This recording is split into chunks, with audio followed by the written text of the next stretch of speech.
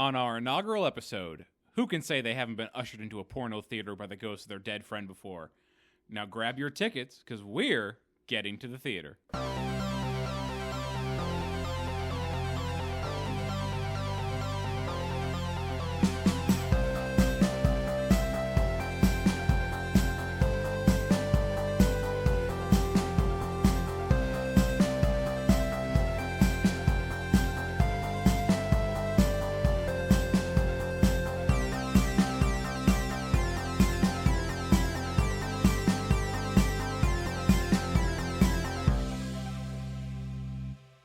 All right, welcome to the show. I'm Adam. I'm Erica. I'm Corey. I'm Jeremy. Today we're talking about 1981's An American Werewolf in London. This is Getting to the Theater. This is our first episode. We're sitting down to record it in our dining room right now. It's something we've been looking forward to for a while. I love it. We've been sitting here for 2 hours talking without recording anything. Yeah. God, we really have. It was great. This movie was directed by John Landis. Not Jonathan Brandis. Not Jonathan Brandis, as we learned. Such a good name, though. It is, yeah. Give me that name. Brandis. People are a little different. One's still alive. Hopefully, because it's only, 40 years ago? 43? 43 years, yeah. 43. I think he is. John Landis, he was the executive producer of Clue. Oh, like the original Clue with Tim Curry? 1985. Right, he also produced Michael Jackson's Thriller video. Oh. So Which makes so much sense from that dream. Yep. Such a connection. It's all coming together. Does anyone want to give a brief description of what this movie is real fast? White people fucking up shit That's in all. London. No, that's 100%. I'm like this. You're dumb as shit. No, yeah. You're just dumb. And the cult, which I'm not going to expose yet, but the little town. It was kind of a cult, yeah. Was it a... Okay, they were weird, yeah. Nobody can know. He can't know. But he's going to die. I don't care. Let him. They'll think we're crazy. I'm like, what? Well, So I'll tell you right basically- now, crazy shit. Basically, this movie is two friends go backpacking through Europe. They say at the beginning that they have 3 months to do this. Yeah, I know. And they were going to travel. What was it? They're traveling to Rome. Yeah, Yes. because they wanted to go to Italy because that's where the girl was. That girl he was trying to Jack. fuck. Jack Yeah. had a crush on this girl. And she was also talking to another guy. Yeah. Yeah. And he was just like, he's not as good as me. Well, he says that later on, Fair. after he's dead. Spoilers. Poor choices were made. Very poor choices. So they're backpacking through Europe. The movie tells you right away there's a werewolf. Hey, there's some supernatural shit going on. We're not hiding it from you. Yeah, because the production company is what I have to know of a lycanthrope film limited production. Yeah, did you guys catch that opening credits? I saw it. No, I did not. We didn't catch. I didn't notice it the first time. When we watched it today, it says a lycanthrope production. Yep. And I'm like, Yeah. what, are they multiple? Are they producing multiple werewolf films? We got to see if there's any connection to Underworld. Oh God, I hope not. Or Twilight? Oh, that's even worse. Listen, you can say what you want. I'm not going to be on those episodes. Me neither. I'm going to sit that out. So this movie stars David Naughton as David Kessler. Oh, his name is also David? His name is actually David, yeah. Made it so easy in the movie. Yeah, they were like, So fuck it, good. David. Griffin Dunn is Jack Goodman. Jenny Agooder as Nurse Alex. She was a hell of a nurse, I'll tell you what. She was a good nurse. I'll She tell was you right now, very never- tentative. Never in my life have I had that kind of nurse, and I need one. Right? I'll tell you right now. Around the clock care, if you will. Round the clock. my Home heart, care. My Home heart, care. my heart is broken. Mm-hmm. I need care. My favorite character in this movie, played by John Woodvine, is Dr. Hirsch. Oh, he was good. He is the best character in this movie. He's a better cop than the cops. So But we'll much get to better. that. Exactly. I can't wait. So the movie starts with Jack and David arriving on the back of this sheep truck Yeah. out in, would you call it the Highlands? Out- No, that's yeah. Scotland. The Moorlands? Up by the moors. The Moors. So they're on this sheep truck and they hop out, and the guy driving, he's the first one that's like, stay on the roads, avoid the moors. Already given all foreshadowing. And apparently they improvise their lines when they leave, when they're like, bye sheep, You can. bye. Okay. One of them shit on my bag. Oh. Apparently they improvise that. I did not write down the name of the village, unfortunately. It's East something. Eats Proctor? East Proctor. I think that's it. Sounds and good. They're cold, they're wet, they're walking toward the village, and they're like, oh, there's a slaughtered lamb inn. or pub. Let's go in there. And Jack's like, where's the lamb? Yeah, they complained about the sign. Yeah, Wait, because it's just a wolf's head on Yeah, a it was a pike. wolf head on a pike. Let's circle back real fast because it takes them forever To get walk? to walk. First Oh, yeah, of because all, the sun is still up. first Yes. of all, Well, as there's sunny as no- it could be. The cutscenes take forever to get there, or not cutscenes, but Transitions? yes, because it's just like they're walking for about 5 minutes and you can barely see their shadows. And it's like, okay, now they're here, and it's like I can't even hear their whisper. Right? I didn't actually hate a lot of the transitions in this movie, or them just walking, because it felt kind of natural. The only thing that was weird is when it gets dark and they're walking around, there's clearly a spotlight above them, because nothing within 20 foot or outside of a 20-foot radius is illuminated, and they're like, man, it's dark out here. I mean, it is 81. It's an 81 Yeah. film. Right, so right. Man, I can't see shit. They could have just drowned everything in blue light. Yeah, like they do nowadays. It's blue light. It's dark. So they end up in this pub. They walk in, and as soon as they walk in, every single person in the pub is just like, "Who the fuck is that?" They just get quiet immediately. They're staring at them. They're like, "Outsiders." Who's these tourists? They're not Clearly, from they're here. tourists because everyone in there is wearing like a wool knit sweater Oh yeah, they with a walked. Kangol hat. They walked 1 minute from their house. At least two. Oh, 100%. Now you got full backpacks. And these colorful puffy jackets. Mm-hmm. These guys don't belong. They Here. don't belong Sponsored here by at all. JanSport. Right? Oh yeah, David has a big JanSport backpack. Yeah, and these Hey. blue jeans. JanSport was the backpack though. Clearly I American. never had one. Clearly. I wanted one so bad. I bought one in college when I finally had money. I keep saying I'm going to buy one now. Take it on vacation. Hell yeah. JanSport, not a sponsor. Not a sponsor. Just a good bag. So they walk in, they sit down. The barmaid comes over. She was a bitch for no reason. Just everyone's nasty to these guys. Everyone Everybody. immediately is just nasty to They them. don't belong there. They don't. They really Shooting don't. Shooting darts. That one guy, ooh, I've never missed. Yeah, but that happens after Jack asks about the star on Oh, the right, wall. right. Because they're sitting down, and she comes over and is like, "Can we get some food?" No food here. I'm like, can we get something warm to drink? We don't have anything warm to drink. We have spirits and ales. So I can make you some tea if you like. I'm like, yeah, okay, we'll take some tea. We don't have tea. We don't have anything ready. Yeah. Right. She's right. like, I can make make it. some for you. And they're sitting there and like, man, look at this shit. There's a 5-pointed star on the wall. What the hell do you think that's about? I don't know, man. I'm not going to worry about it. Jack is very, very concerned about this star on the Yeah, he wall. was. He needs to know. He needed to shut up is what he needed to do. but- He To be needs fair, to to be stop fair. talking. If I show up to a pub and I'm getting treated like that and I see a 5-point star, first of all, my ass is gone. Not even a question. And candles lit beside it. I know my body's up for sacrifice. At the least. Don't hurt me. I'm not going to give you much. No. I'll tell you right now, ain't nothing coming out from this. So they mentioned something about the Alamo, but I forget what prompted it. I And can't remember either. when the waitress comes or the barmaid comes back, they say, "Remember the Alamo?" She's like, "What?" I'm like, "Yeah, I remember the." Oh, he's just kidding. But remember the Alamo? She goes, "I remember the movie. It was shit." And the one guy turns around, that old bald guy. You guys recognize him? No. Nope. I recognized him immediately from one other movie. He has a phenomenal death in Alien 3. He's the warden of the prison. Oh, is that him? He's the guy that has the little stress toy the entire movie. Is that the one with the dog, Xenomorph? Yes. Okay. But in the director's cut, it's a bull. And everyone's a priest? They're prisoners. What's the one with their church people? There isn't one. Oh. It was originally going to be priests, but they changed the script. Oh, okay. Yeah. So he's like in that movie, he's got this big meeting with all the prisoners. They're standing around talking how they're going to survive this. There's no monster in the prison. And this thing comes down from the ceiling, grabs him, pulls him right up, and just blood falls down.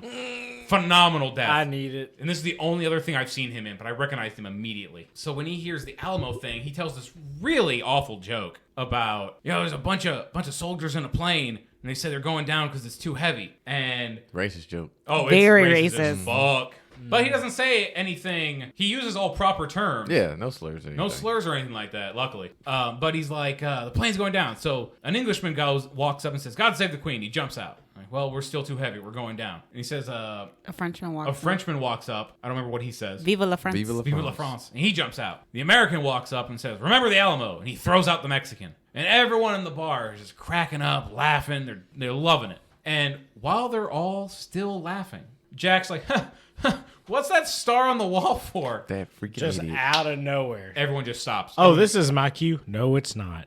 Yes. And that's what causes that one guy to miss the dartboard You're like, you made me miss. I've never missed. But like he makes himself out to be like such a badass, and then immediately like through the rest of the movie, he's like, I gotta tell these people. I gotta tell them about this werewolf. Yeah. We're gonna say it, every single person in this pub knows about this werewolf. All of them. There's not one of them that's like, what wolf? Werewolf. All of them know. Because the guys immediately feel uncomfortable and threatened, as they should. Because the people in the pub are like, you don't belong here. Oh, we'll just, Jack, let's go. He goes, but I'm cold and I'm hungry. They're like, no food here. And they're immediately like, let's go. And the barmaid is like, I think her name was, it started with a G. I do not remember. I'm gonna call her Gilda. That's a good guess. Right? I'm gonna be honest. I would say that. Okay, Gilda. I don't think that's right, but we'll go with it.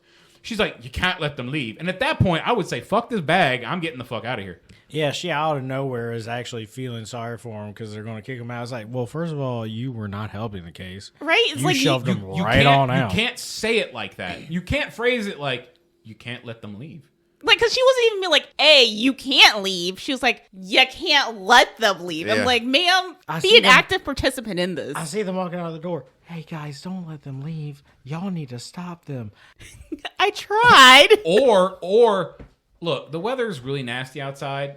You boys sit down, enjoy your drinks. Everyone, leave them alone. You know, they're guests. I guarantee you there's some food in the back of that fucking kitchen. There's definitely gotta be. food. Guaranteed. You see the heft on all of them? They All were that eating. beer, Not they many need skinny something to people soak in it there. up. Someone's eating good. They were eating good. That small There weren't any town. skinny people, were they? No, there No. was one. There was one in there that looked like David Hyde Pierce hiding out with a mustache. The brother from Frasier. Oh, okay. They showed like a close up of him like 3 times. But that's all I could think of was David Hyde Pierce. But no, it's just like, let's go, Jack. And Jack's like, but I'm hungry. No food here. It's like, get up, they leave. And as soon as they're gone, the guy who was like throwing darts was like, no. Let them sort it out. But the prison guard or prison warden from Alien, the guy who's playing chess later, The main guy. yes, he's like, he tells them, beware the moon. He tells them to stay on the streets. Don't stay stray on the off. road. Don't go on the moors. Beware the moon. And I love what happens next. But luckily, we already know what's going to happen because it's in the title. Oh no, it's 100%. The title gives everything away. I saw the first step. And I was like, oh, it's coming. Yeah. Well, I thought there was going to be 2 like werewolves because there's like 2 Fair. guys. So I was No. like, obviously it's going to be werewolves. Oh, you didn't know what was going to happen. Well, I've At never all. seen this Well, movie. of course, you haven't seen the movie. They probably would have called it Werewolves in London.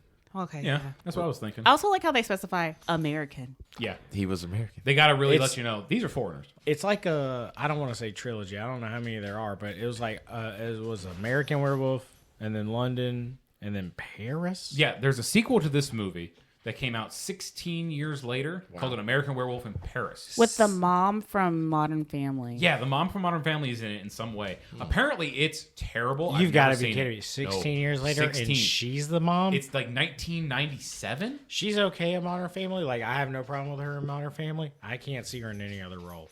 I don't know I if I've can't. ever seen her in anything else. I don't think she is. Yeah, but she's in the sequel. I don't know if she's one of the main characters or not, though.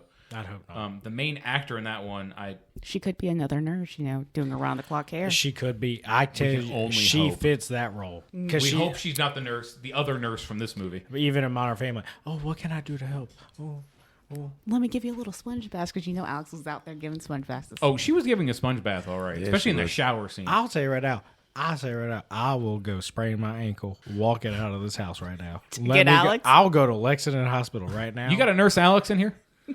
Is there a night shift nurse that can tend to my ankle? I got attacked by a lunatic out in the moors. Sir, this is South Carolina. They're on their moors. That nurse was doing too much. Too much. We're going to talk about it. I can't wait. I We'll can't get to wait. nurse Yeah, Alex. it's We'll gonna be get so good. way ahead of ourselves. It's gonna be so good. So they're walking down the road, and immediately, fucking no time at all, they walk off the road and go into the moors. They have been warned twice now by 2 separate people, stay on the road and off the moors. And it's so funny because how many times have you walked down the road and have lost such direction of your path just by talking and giggling with your friend? I don't care how spirited of a conversation it is. I'm not going almost 45 degrees to another direction. And they're just like this. Oh, what do you mean? What road? All right, I'm going to just beep bop on down. I ain't doing And they nothing. get so lost. And I'm like, So it's lost. it's flatlands. Not a hill Not except a for trees. I was like, How are y'all lost? They're Just in look around. They're in pastors. I blame Jack. Pastors. Jack Wait, was who do you jacking blame? it up. He was jacking everything up. No, it's David was looking at him and go, Jack, this whole situation is jacked up. Yeah. And Jack's like, I'm tired of you using that fucking joke. Yeah. It's literally from the beginning I didn't like Jack. I didn't mind Jack. My thing is, though, like what Corey just said, how many times have you been walking and realized that suddenly the ground underneath of you has changed? No longer paved. That's weird. I'm not walking on a hard stone ground anymore. Wow, I'm my walking knees on some feel squishy good. mud. Yeah. Also, if I'm somewhere that I've never been before and 2 different people warned me to stay on the road. 2 people. And it's already nighttime. I'll tell you right Oh. now, my eyes look like fucking owls. I'm like this. Who? Yeah. To Straight be to fair, the I road. would have never even been out there in the first place. No. You and me fuck, both. fuck, You no. and no, me both. No. Let's Oh, you want to backtrack, hitchhike brothers. around this country? Yeah. Not a fucking chance. In that jacket? We're gonna get you a wool sweater, my guy. Oh my god. So they're walking through the moors, Walking through the moors. and that's when we first hear the howl. The howl was crazy. Yeah, It and was then a but great it cuts howl. back. It cuts back to the bar, the people in the pub, and all of them were like, "You heard that right?" And you're like, I didn't hear nothing. The waitress. The waitress, The, is the first bartender. one. She's like this.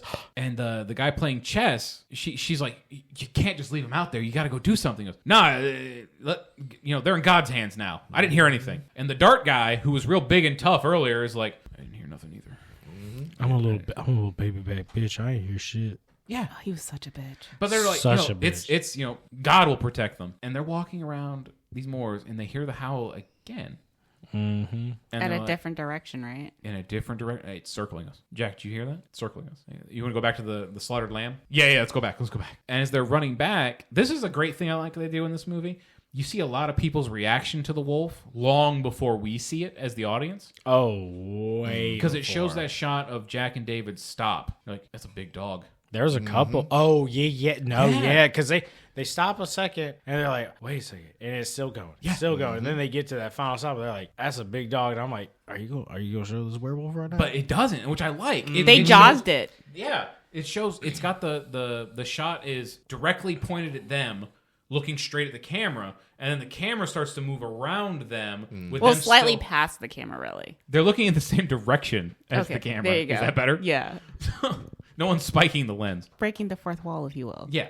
But they're looking at the same direction, and the camera just slowly moves around them, And then they change direction. well, tell me how someone falls out of nowhere. Tripped over I- air. That's when they take off running from the wolf. No. Like I swear they were stopped. Or like they were running and then Jack stopped. And then David just on the ground. Well, because they took off running in the other direction. That's when David fell. David fell. They Yeah. The wolf was behind them. They're like, that's a big dog.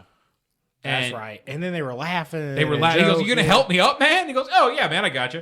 And he reaches out, and in this moment of levity, maybe that might be the wrong word, No, it's right. but it's playful. David's falling down. Right. He says, "You gonna help me up, asshole?" Laughing, they're smiling. He goes, "Yeah, I got you." And he reaches out to grab him, and as soon as their hands meet, it happens. This giant puppet. Thank you, Jim Henson.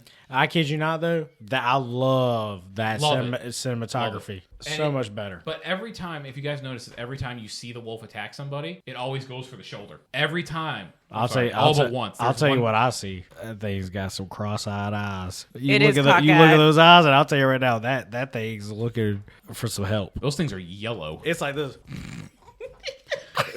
Bite anything I can't see. Oh, I lost my glasses when I transformed. It just cracks me up. But this thing gets Jack, and it's just tearing him apart. And Yeah, David takes off running. Like, Oh. doesn't even try to help. He sees the dog come, and then he just goes. Books it. It's a little late to be booking it. I would have already been booking it anyway. So Oh yeah. If you But would now have, you're running But then he does come to his senses. A little late in the game. very late. Actually, no, he had his senses the first time. He fucking took off. I feel like- I would He leave came- every single one of you. he I'm not came gonna to lie. remorse after he heard the gnawing. I feel like Jack might have survived had David not taken off. Like, he might, like, he found a stick. that They would werewolf both be dead. That werewolf is stronger than a silverback gorilla, I guarantee. And I'll tell you right now, a silverback gorilla is ripping a human in half. They would have both died if he wouldn't have run. We see more of what that wolf does later on in the movie. Once again, the werewolf sound, just the howl, was just like, that's a little different than what I'm used to hearing. Yeah, right? Yeah. It sounded way more like an animal. It was just Whereas in movies, it's that typical, That prolonged echoing. Yeah. And this one sounded like an actual wolf. yeah. Just So- like a more aggressive. Yeah. So when David gets back to Jack, he sees Jack laying there. He's motionless. He's covered in blood. Ripped He looks to like shreds. Carrie at the end of Carrie. Oh, he looked like he came out of World War II. Oh, he's gone. Just. Yeah, he was messed up. And then this thing attacks David, and it's clawing at David a little bit. And then the villagers show up, and you hear some gunshots, and you see this thing get shot. And as David's laying there before he goes into unconsciousness, he looks over, and there's a naked man there. And I had the question, is that the same guy that dropped them off with the sheep? Because that guy, I haven't even thought about it. I didn't get a good look at him, but I was just thinking, he's the first one to tell them, hey, stay on the road, stay off the moors. Why isn't he just eating his own sheep then? Or locking himself up? Because the movie wouldn't happen. Okay. Well. Short answer.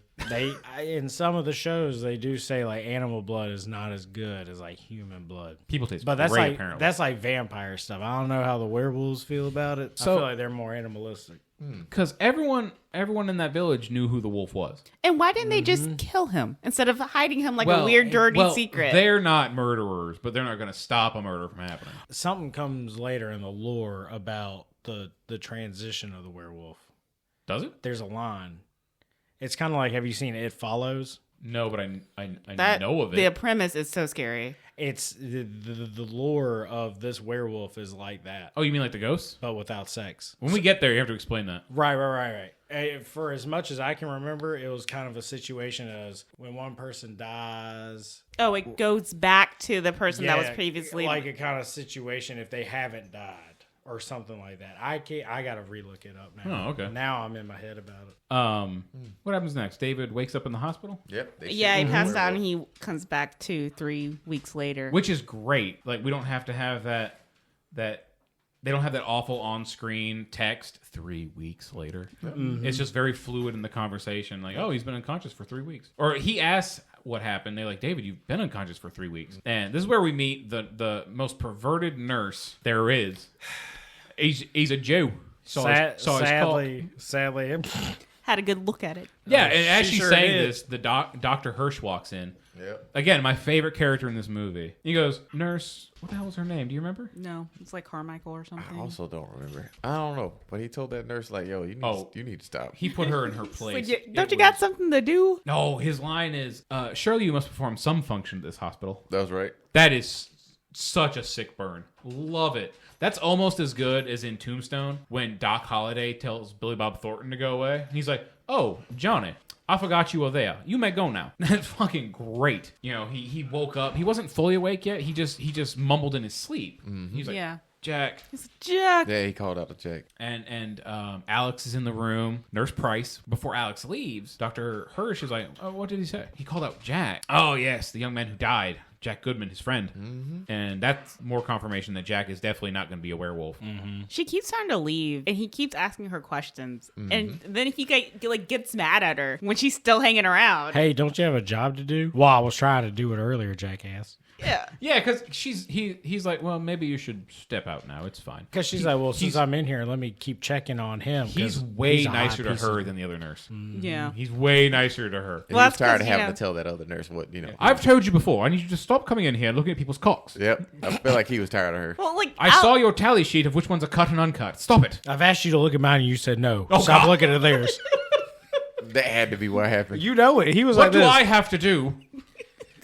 Why is mine? Is it too small? No fraternization. That was the problem. You sound like my ex-wife. Yeah, you can't get with coworkers, but it's okay for patients. sleep apparently. with the patients, not your coworkers. Oh my god. That's a fair statement. And she took it to heart. For real. So it cuts to. Frank Oz shows up. Oh, that's right. They say that we've that's what he calls her back in the room for. Because they get the U.S. embassy guy to come down. First of all, biggest piece of shit in the world. He I would sucks I so would I hard. would have let him die in a dumpster. Which sucks because it's Frank fucking Oz. Like, he shows up on screen, and I'm like, oh, Frank Oz. And then he speaks, and I'm like, Fozzie.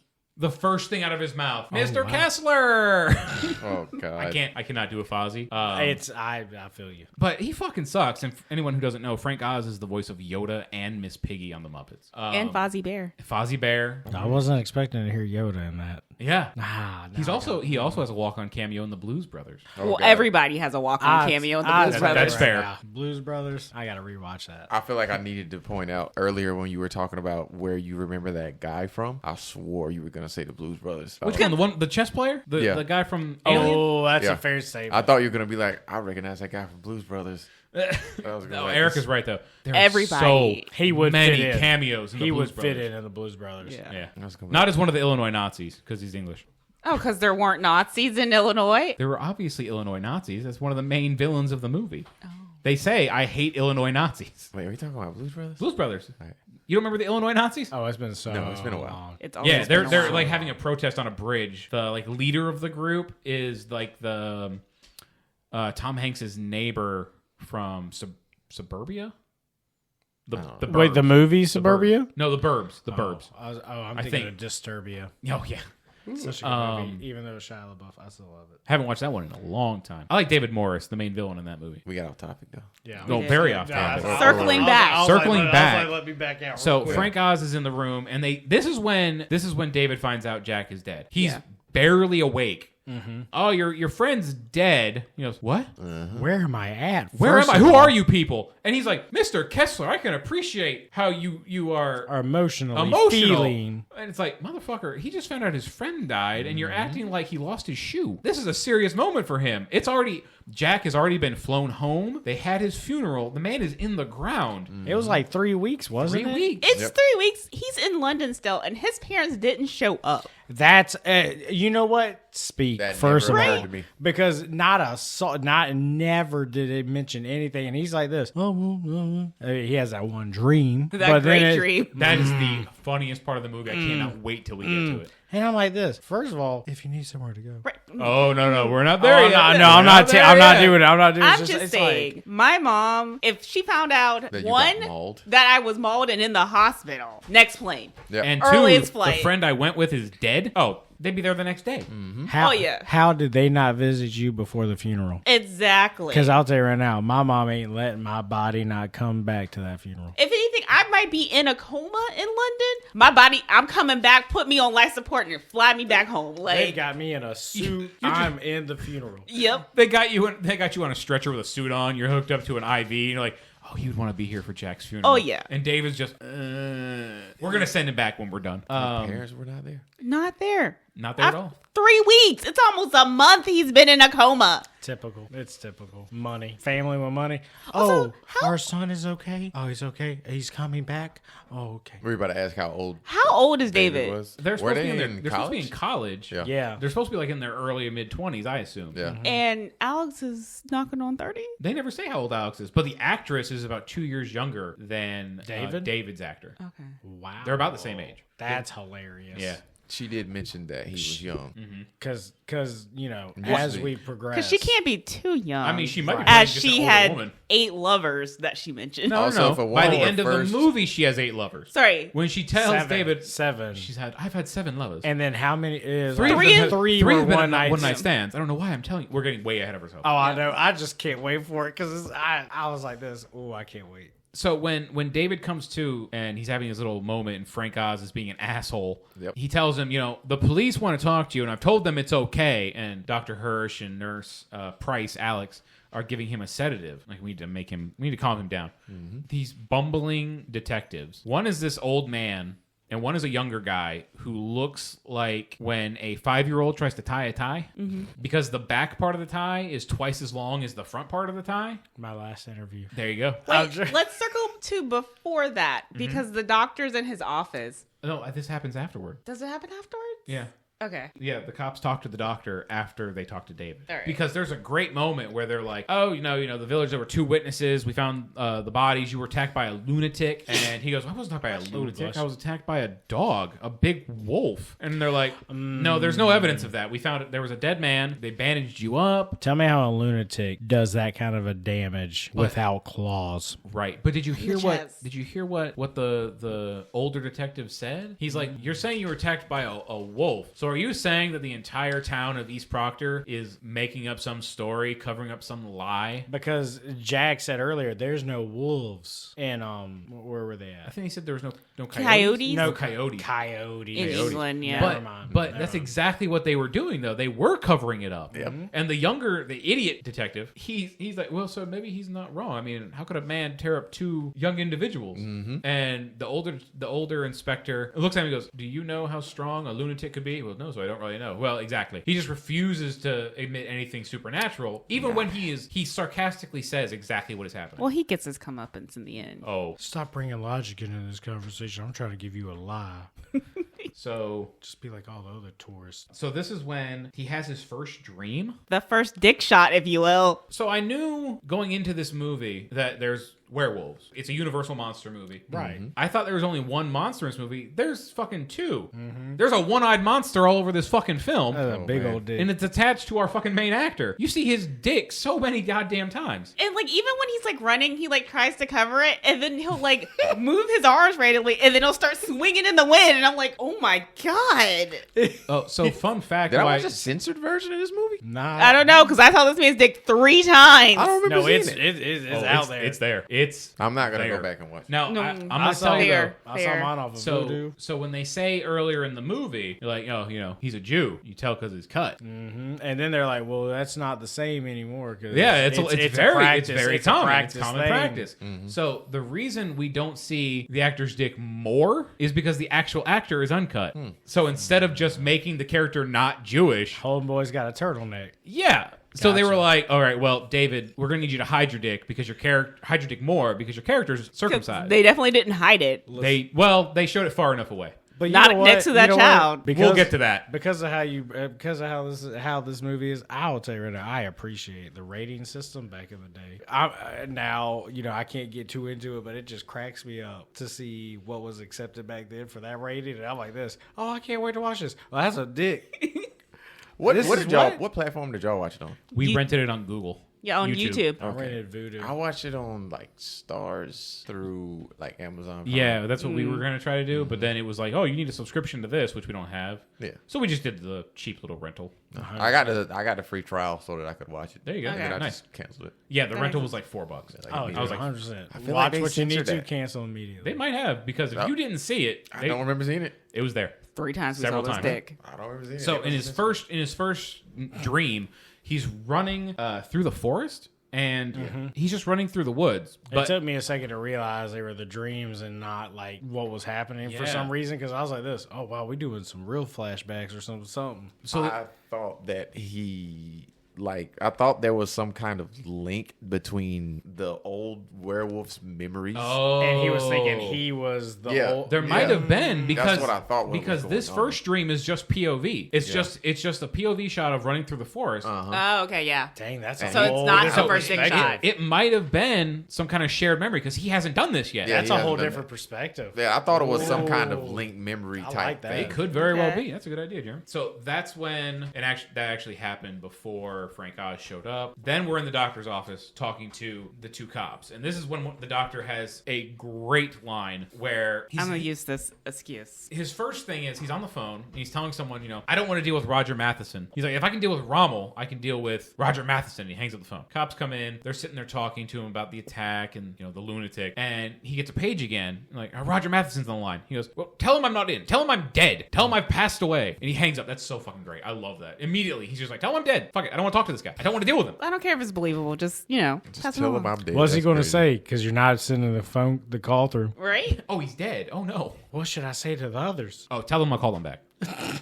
I don't want to deal with Roger Matheson. Just this guy specifically. Let him know I'm dead. Listen, asshole, I don't want to talk to you. I don't Right. know what Roger did, but it wasn't good. No, Apparently. whatever it did to piss off Dr. Hirsch, and Dr. Hirsch is a good doctor, and he's a great detective. He's in the wrong field of work. He missed his call. Yeah, He did. He might be. He figures this shit out, and he cares for his patient. He 100% followed the money, and I He understand. followed the money. I understand. So he's talking to the cop. The cops completely believe the report. They're like, look, they said he was attacked by a lunatic. He killed the Goodman boy. They got him to the hospital. Case closed. We're not investigating this any Listen, further. his body was have the naked. lunatic body to prove it. Right. They So- have Body their was body. naked. He was crazy as shit. Yep. Yeah. You got to be crazy as shit to run around naked in the moors. Done it a couple times. Also super cold and Yes. rainy. That was the beach, Yes. Corey, not the moors. So he was definitely a lunatic. Listen, when you lose a beer pong, you gotta do what you gotta do. So after this, that's when he has the second dream of the deer attack. And this is where we see The dick shot. the dick attack. Yes. For the first time. He runs and it's great. He tackles this deer puppet and then he pops back up with just a mouthful of red meat. Just, "Arr." I saw that deer because the deer like pauses, looks like slightly away from the camera. I was like, Twilight.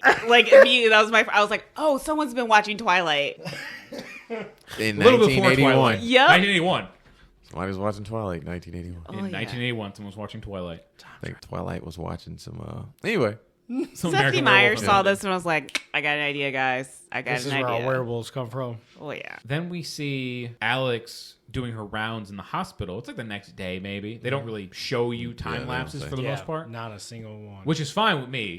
Because this movie's only an hour and 30 something and a half. minutes. yeah, 90 minutes. Short movie, which is great. Just enough. So she keeps interacting with this little boy, Benjamin. All he says is no. And it's the weirdest interactions because it's so out of nowhere and it's the most like, oh, It serves you're my no nerd. purpose. Nah, None. It doesn't do anything. It's just a cute kid. It's to make her look like she means she's innocent.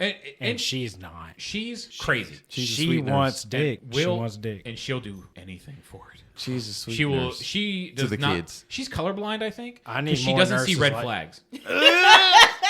They're all green. She doesn't see. And I need more nurses like that because I'll tell you right now, you know how much intensive care I could have after the hospital and not take those bills? We're still getting ahead of ourselves. I know, I know. We got to It's too circle back. exciting. We got to Yeah, circle yeah, back. She's having a good time with the kid. So the And kid then- only says no. Anytime she some asks him a around. question, he's like, "Oh, do you feel better?" No, and he's always real happy and playful. So I don't know happy. what's wrong with this kid. He's having a great time. He's having a good time. He's just reading his comics. Nothing He's talking to wrong. this cute nurse. Some Nothing other is kid wrong. walks up to the bed, grabs a comic, and then slaps Alex on the ass with it. I thought he punched her. I thought he slapped her with a comic. No, he definitely hand met ass. Really? Yeah. Okay, I thought he grabbed a book. Maybe it's when Alex grabs one of the books. Then she goes in to David's room for lunchtime. There's also this orderly she talks to. It's like, did he eat today? And he's like, I don't. How would I know? I'm just an orderly. I just push the carts around. He also comes to nothing. Not really an important character. He showed up one other scene. Yeah, he has one other scene. And then he changes completely with his attitude that next time. It's funny. He's nice to the patient, mean to the coworker. That sounds normal. Well, because, yeah. He's got good bedside manner. Or he's also trying to sleep with David. Oh, Because he saw that dick.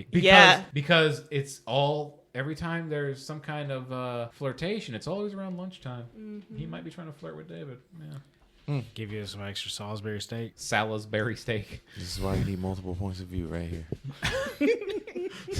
So when Alex goes in to give him his medicine, he's laying there on the bed and he's got some headphones in, and he's got this really nice thing up on the wall that's just plugged into the headphones, like built into the hospital. Yes, I saw that. I was like, where's ours? Is that normal? Was that like a thing back then? I feel like it was. If they don't have know. it in a movie, I feel like it's kind of because it didn't look futuristic. No, like, it looked like it was just like built into the intercom.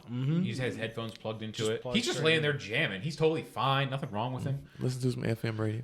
completely forgot his friend just died. Yeah, Completely forgot. he doesn't really get too bummed out about it for the rest of the movie. Well, yeah, because Jack keeps haunting him. The actor who plays Jack, something Dunn, Griffin Dunn? Griffin Dunn, Oh, that's a name. great name. Griff. I knew He it. almost couldn't be in the movie. Really? Because when they filmed it in London, and when they went over to London, the director and David Lynch. Naughton, Oh. David's actor, David Naughton, and the director, John Landis, had no problems with their work visas and their passports to let them through. But with Griffin Dunn, for whatever reason, the passport office was like, there's plenty of American actors who live over here. You can just hire one of them. And they're like, no, we want Griffin Dunn. So he almost wasn't in the movie. Because they didn't want to allow him Because over? they didn't want to let another American into the country. That's crazy. Yeah. But luckily he is, because he is a great part of this movie. I No, think. he really is. And I think he's even better once he's dead. I love the way talk about it in the future. As he progresses. Yep.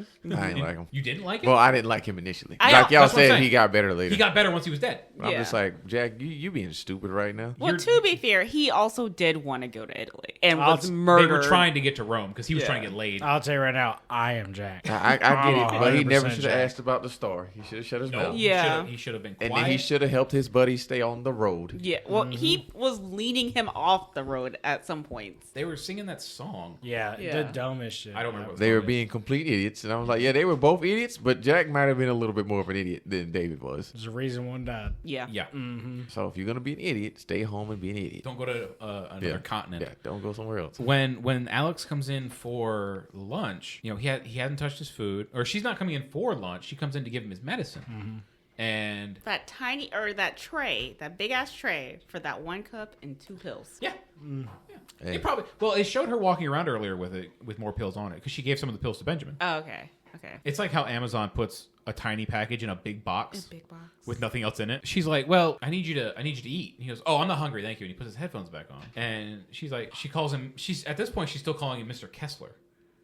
She goes, what kind of a nurse would I be if I couldn't get you to take some simple pills? Because you're supposed to take these with food. And he's like, oh, no, I'm not hungry. And this is why I thought that the dreams weren't dreams. Because every time after the dream, oh, no, I'm not hungry. I was like, yeah, because you just ate a big old meal. Oh, okay. That's why I thought. Yeah, after he gets attacked, he's I was he's like, I often don't know not how hungry. you escape in this hospital, but Yeah. because she's on you. That's a good point. She wants you. And CCTV wasn't a thing because I looked that up. Yeah, in the when they're in the tube. Yeah. Later on. So she does this great thing where she opens the blinds and he's like, oh, Nurse Price. And she goes, you can call me Alex. He goes, Alex, come on. And she's still calling him Mr. Kessler. And he says, oh, you can call me David. She goes, all right, David, you're going to fight me on this? And she cuts a little piece of his food, little potatoes and peas. This and some moment steak. right here made me cringe so bad. This man has a mommy kink because No, when no. she pinches his She's nose got a mommy kink. and makes him eat that food. I wouldn't say it was a mommy kink. I think it's a nurse kink. I think he's really into her being a nurse. I think I think she's he's into into- being a mom because she was like this. Okay. And I was like this. I think he likes women to tell him what to do. Oh, 100%. Yeah. He's going to ask her to step on him later. I literally was like, what the hell is happening right now? Yes. They don't know each other. This is very awkward. Yeah, I'm just This is what like the is second or happening right third. Well, in the movie. This is like the third interaction we've yeah. seen. Yeah. So who knows? And for the first one, he was unconscious. Yeah. So she knows him better than he knows her. And then for the second one, he was also being drugged. Yeah, Yep. he was. This is his first coherent interaction. Yeah. Oh, no, I'm sleeping, Nurse Price. Oh, no. My heart rate's right. I just want to say they definitely reenacted this scene later. They sure did. Oh, no, feed me. Yeah. Oh, David, where are you going? Let me pinch your nose while you're down there. Open up. I can't wait. I'm gonna watch this again tonight now. All because we were talking about it. I can't wait. So he has this little lunch with Alex, and this is the third dream right after that. The best dream. No. The best one is the fourth and fifth dreams. This is the one that Jeremy brought up in our group chat. This is the thriller dream. Oh, right. This is a dream where David is walking through the woods in his outfit he had at the beginning of the movie, the red puffy jacket, the JanSport Typical backpack. outdoorsy. Yeah, and he walks up to hiking. this tree, and in the middle of this forest, there's his hospital bed, and Alex walks up to it, and Alex is like looking at him, and then it cuts a hard cut to like David's face in the hospital bed, thriller makeup. Yep. It's exactly the same thing from Thriller. Yeah. It's that same werewolf, gray skin, yellow eyes, makeup, and he wakes up and he's like, "Oh, what was that?" And Finding out that the director directed Thriller makes so much produced sense it. now. Oh, produced, I don't know if he directed it, but he definitely produced Nope. it. So he did the first thing in 81 and then turned around and did the other thing. He's in He's 82. like, guys. I did my test trial. Yep. Michael Jackson called him and was like, "I have an idea. He's like, I just saw your movie." Yeah. It's like that. I want that in my. I know which one made him more money. Mm-hmm. Oh, no. So David has a conversation with Dr. Hirsch at this point, and Dr. Hirsch is wanting to look over his wounds. He's got this cut on his face. He's got these clear claw marks on his chest. 3 Yeah. or 4. I think it's like a full hand, maybe. Yeah. I believe Yeah. So. 4 4 or 5. 4 or 5. It's definitely Yeah, enough to 4 or be 5. There we go. fingers. It's a lot of them. Yeah, on his chest, and he's still saying, it wasn't a man, it was an animal, and people are still hesitant to believe him. And the doctor's like, well, the police report says this, and that's what the cops think. I mean, there's no really reason to not think that. You might just be in shock. David has this thing where he's like, I don't want to be alone right now. I don't want to be alone tonight. And Dr. Hirsch, being a great wingman, The best the of best the wingman, generation. says, I'll send someone in to be with you. I have just the person. I know exactly Even what you around need. the clock. I know exactly care. who you don't need. Yeah, nurse. I almost said Cratchit, but I know that's not right. Nurse Carmichael. It starts with a k sound. We have the technology. Yeah, we could look it up. We all have phones. I have a computer right next to me. David, it cuts to like a few hours later. It's nighttime. There's one lamp on the room. Alex is just sitting in a chair reading a book, and David's sound asleep. And he wakes up, and he immediately goes into creep mode. And oh my god, no, he's just like eyeing her. And he's just, Yes. yeah, but what he says, he goes, "You're beautiful." Mm-hmm. She goes, "Oh, I thought you were sleeping." It's like, that's not the right response. No. You should be like, "Sir?" And he doesn't ease into any of the conversation. It's just 0 to 100. You're beautiful. Yeah. I'd tell you right now, my soul left my body. I was gonna let you. That and like, know I'm what, David? alone with you in this dark room. Sir, roll back over. Can you go away? This is my hospital room. Uh-huh. I said what I said. I'll use this room tonight. We don't have to worry for the first full moon. He rolls over and he's got his ass out. Oh, it's here early. Well, the full moon's supposed to be here in 3 days.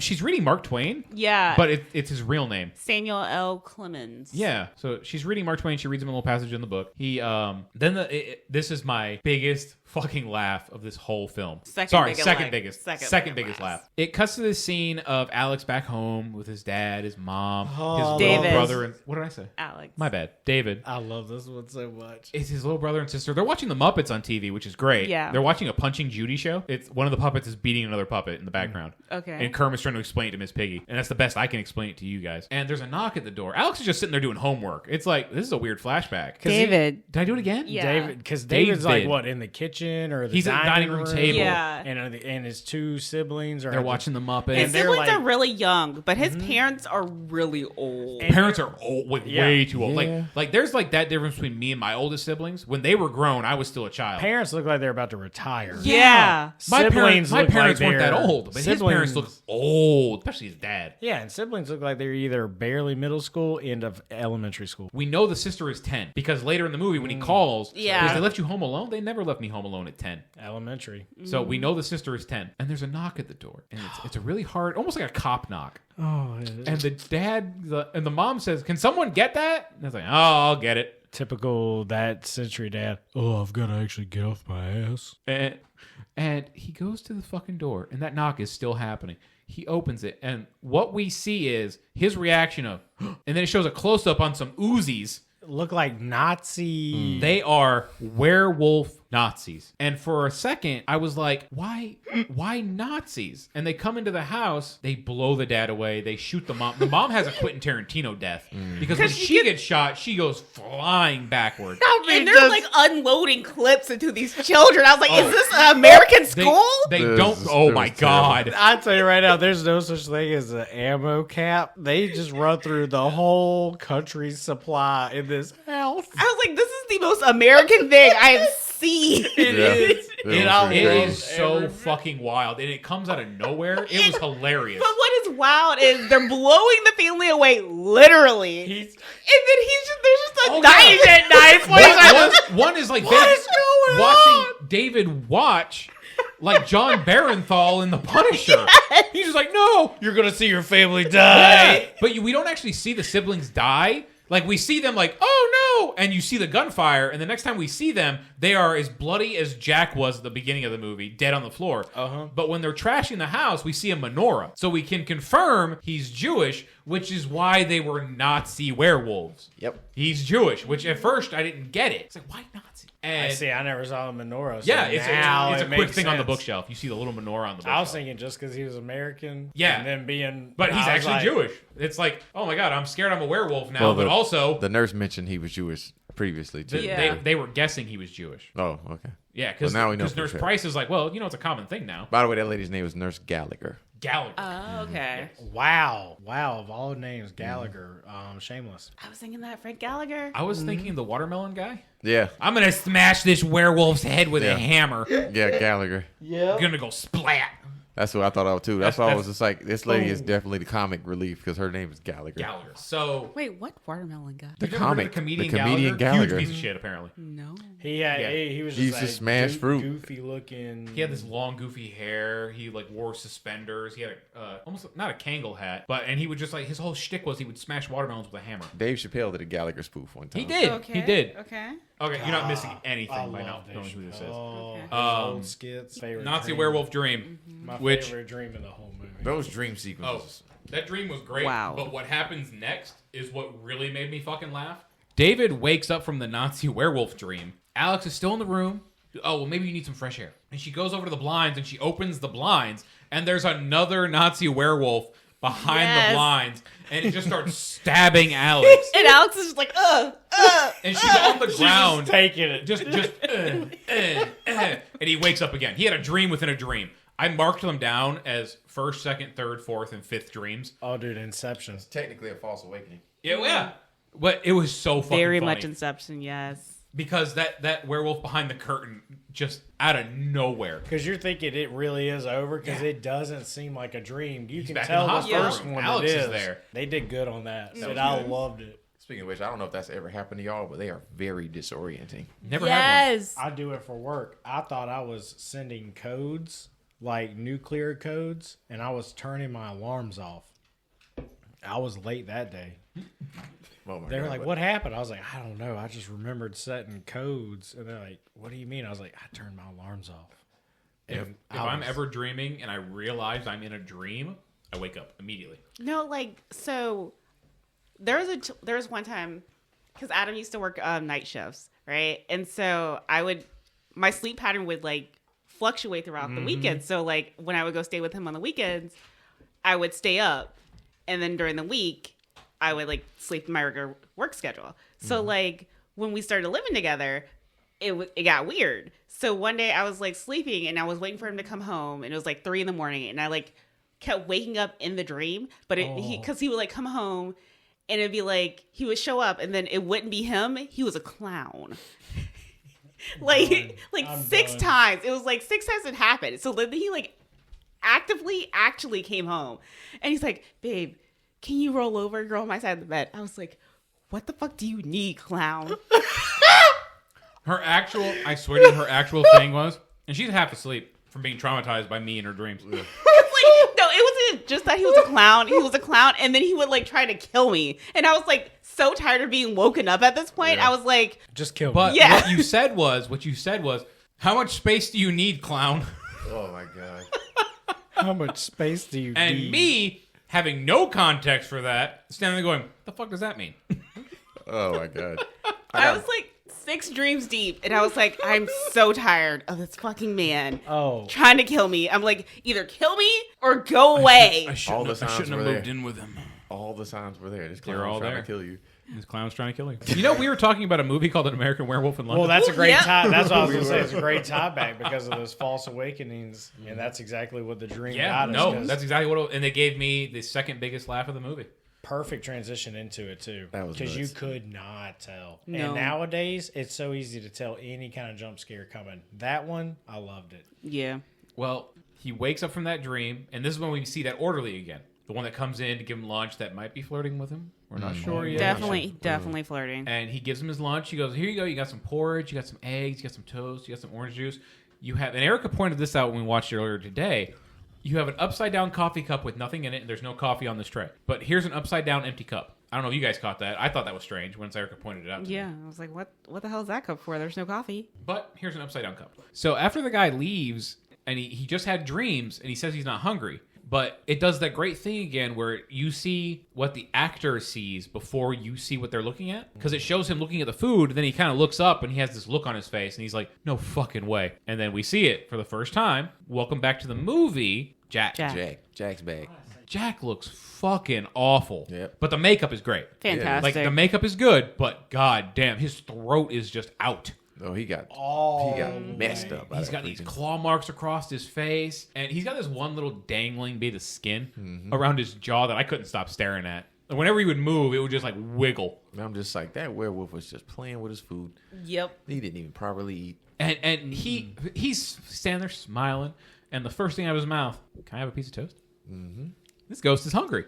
I would have definitely told him he couldn't have no toast. Like, don't touch my fucking food. I'd have been like, you may not have any toast. I'm gonna need you to back up. But Keep he's your not like ghouly just paws eating to the yourself. toast. He's getting the toast, dipping it in the Oh egg. yeah, he puts it in the egg. He Oh, goes, he's acting like he's not even dead. He's just like this. Oh, it's good seeing you again. yeah, like they hadn't seen each other, and he goes, "David, you're hurting my feelings." But And then, like, Jack is the most gossipy bitch in the entire world. Because And he's you like, wonder why he ain't getting no women. oh, he's Yes. so gossipy. This is great. he like hops out and he's like, you know, that girl showed up at my wedding or at my The funeral. funeral with. Oh, I have her name written down. This is when I got ahead the first time.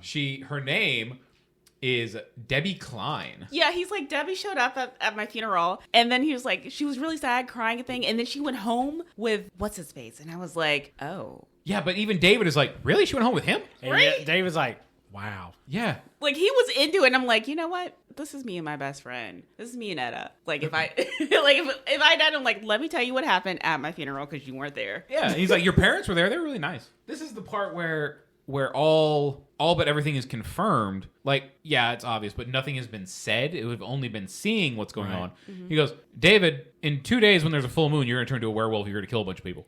Except he doesn't say werewolf. He does not. Did you guys hear what he was saying? He said a monster. No. What's he say, babe? Werewolf.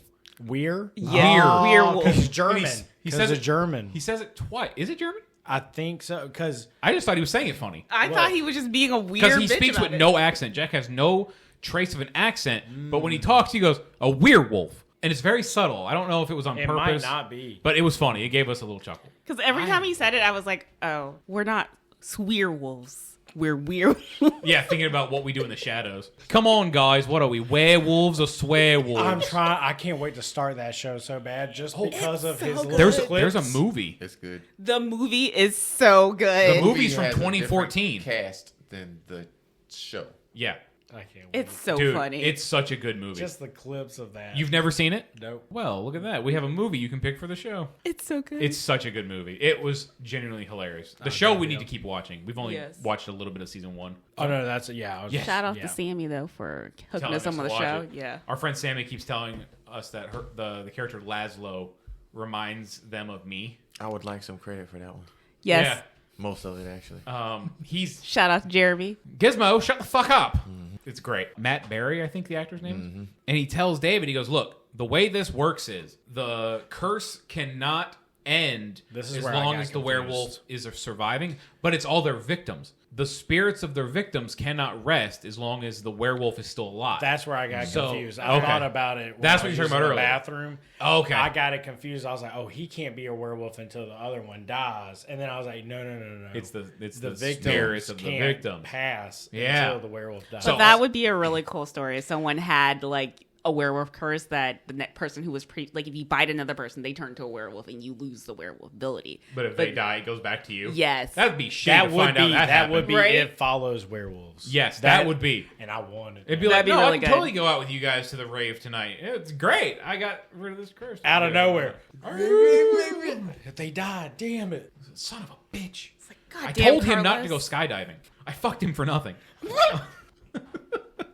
Jack is basically telling him, look, I can't pass on. I'm stuck on this earth. You ever talk to a corpse, David? It's so boring. Which is a funny line. That gave me a chuckle. And everybody from that, however many that werewolf killed. Yeah. Was it only David's victims that he could see that were stuck? Or No, were that David the didn't victims have of victims. It's the previous entire wolves? bloodline because David didn't kill Jack. So there were tons of people to talk to. Yeah. Because he said he'd run into a couple of them or something. I feel That like might you be could have further. some pretty interesting conversations. Oh, definitely. Yeah. But you got to love think it. how much is left. We see as Jack progresses. Yeah, true. I mean, he might have been out there talking to some skeletons. Oh, man, could you imagine? I'd have been like, so how far back are you from? Tell me about that time. Yeah. But yeah, he's giving him the whole shebang. Telling him. And it's just. But yeah, like, David was having a unload. breakdown whenever that happened. There's a great Oh, part, yeah. though. What? No, go ahead. Oh, sorry. There's a great part though where he's like, a lot of people turned up to my funeral, which surprised me. David, in a moment of them being friends, he goes, "Well, yeah, a lot of people liked you. I mean, I liked you. I thought you were a good guy." And he goes, "Well, David, I'm tired. I'm sorry. I gotta tell you this, but you need to kill yourself." That was pretty messed up. Yeah. Yeah. I mean, it was just like right off the rip. Right. I mean, just toast, funeral, greeting. Like, you gotta die. Like, all right, man, you gotta go. I want to stop living like this 3 as weeks a ghost. is too long. Yeah. Yeah. I've been living as a ghost for 3 weeks. I'm tired of it. You're going to hurt more people. I need you to die. I'm sorry to have to tell you that. Speaking of which, Eddie was just like, was he a zombie ghost? And I was like, you know what? He kind of was. Yeah. Yeah, especially when we see him again, Oh, which is my second favorite version of him. And David is like in shock. He's scared. He reaches for the intercom, trying to call the nurse to come in. And of course, there's 2 nurses that work at this hospital and 1 doctor. And Alex comes running in the room, and David does something so out of pocket. Okay, wait. Alex runs past like 4 other nurses. Like they hear this man screaming in his room, crying. they knew. They're like, you know what? Alex got this. Let Alex. She hasn't experienced experienced it yet. She called him in the break room. She's like, "That's mine," and they're like, "This okay?" When we hear him coding, They must that's all have you. hey, I know how to resuscitate him. I know what it takes to These resuscitate lips. It's a special CPR that only I can him. deliver. With my mouth and his cock. She must have called dibs.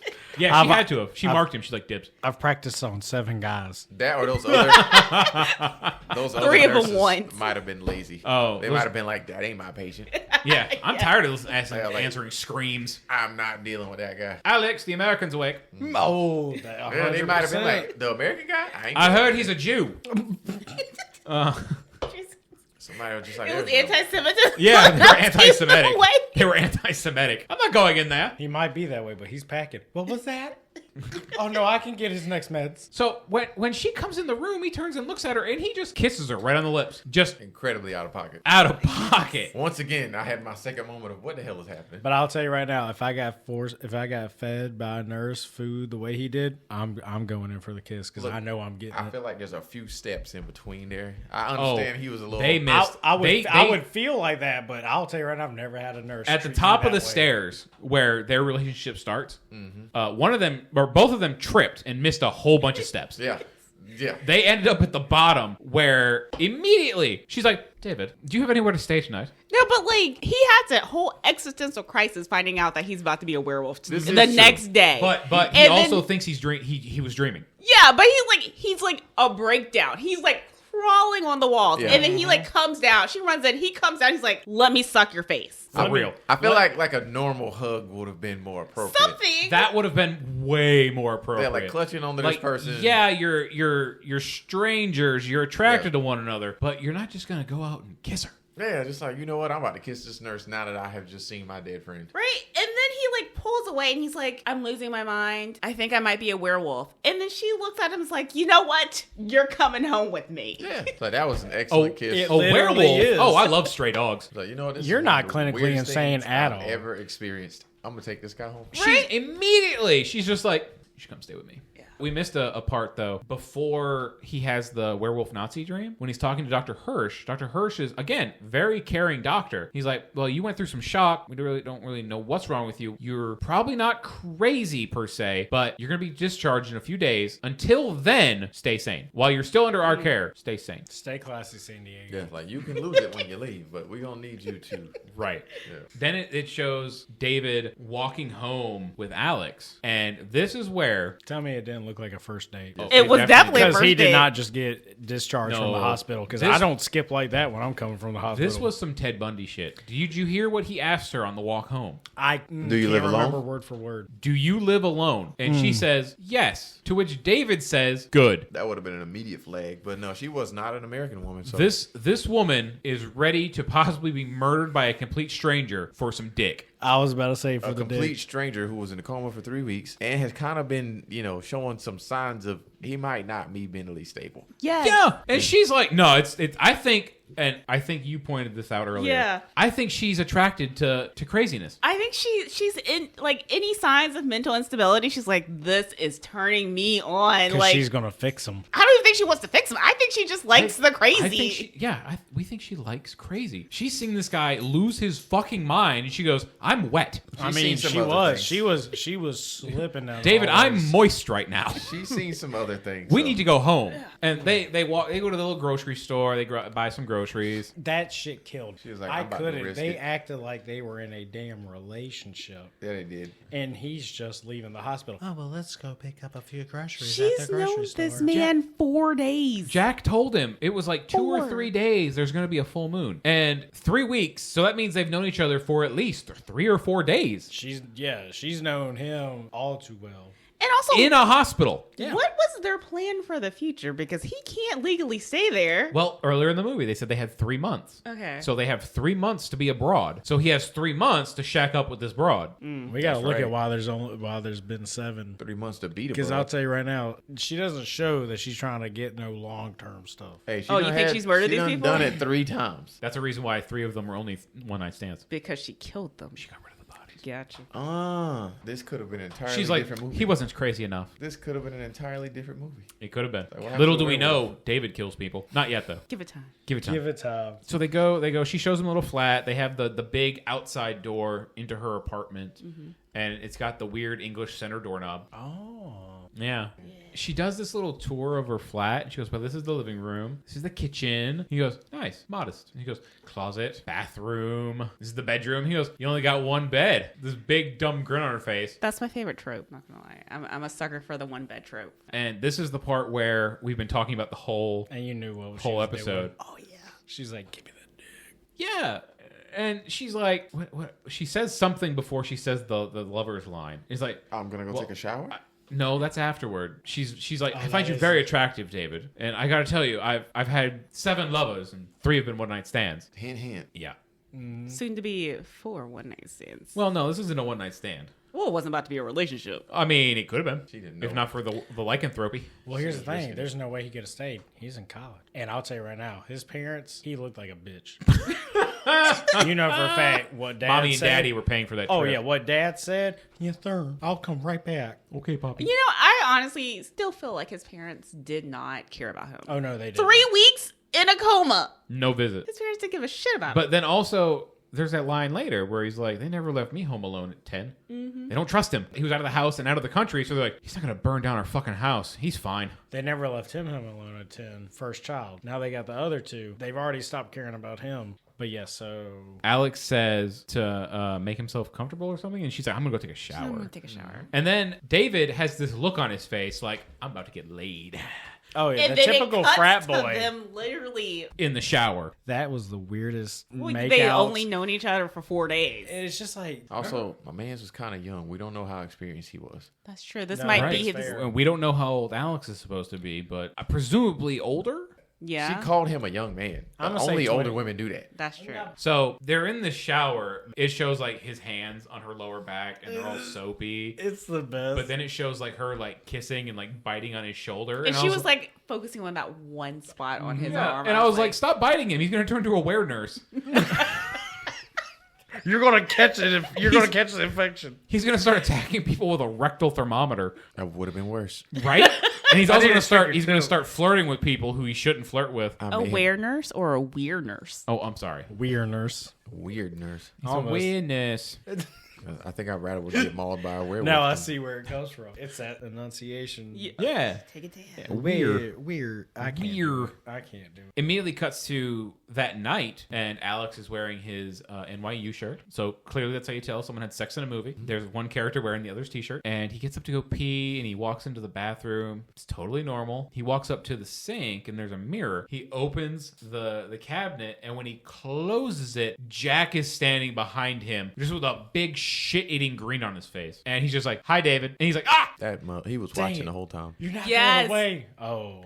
He was there the he was whole peeking. time. Oh, yeah. But this is also where we see Jack's, let's say, third form, because first he was alive, then he was all fucking cut up. Now he looks like Swamp Thing. He's green. He is a vibrant green color. I know when I was watching the trailers, just like before I went into it, I was like, okay, you can see a little transition of Jack. And I was like, why does he look like this now? And then when it showed up, I was like, this gangrene everywhere? Oh, he's just decaying. It's so gross. And this is just after, like, presumably, like 1 or 2 days. Yeah. And It's they do a kinda great odd. job. Oh, the makeup. Apparently, this movie created the category at the Oscars for Best Makeup. Nice. Okay. I can believe it. It also won that year. I mean, if it I would- created the category, I should hope it won. Like when Right. Shrek What if it created lost? the category of best animated How film. embarrassing. Right, but that's a little That would- embarrassing.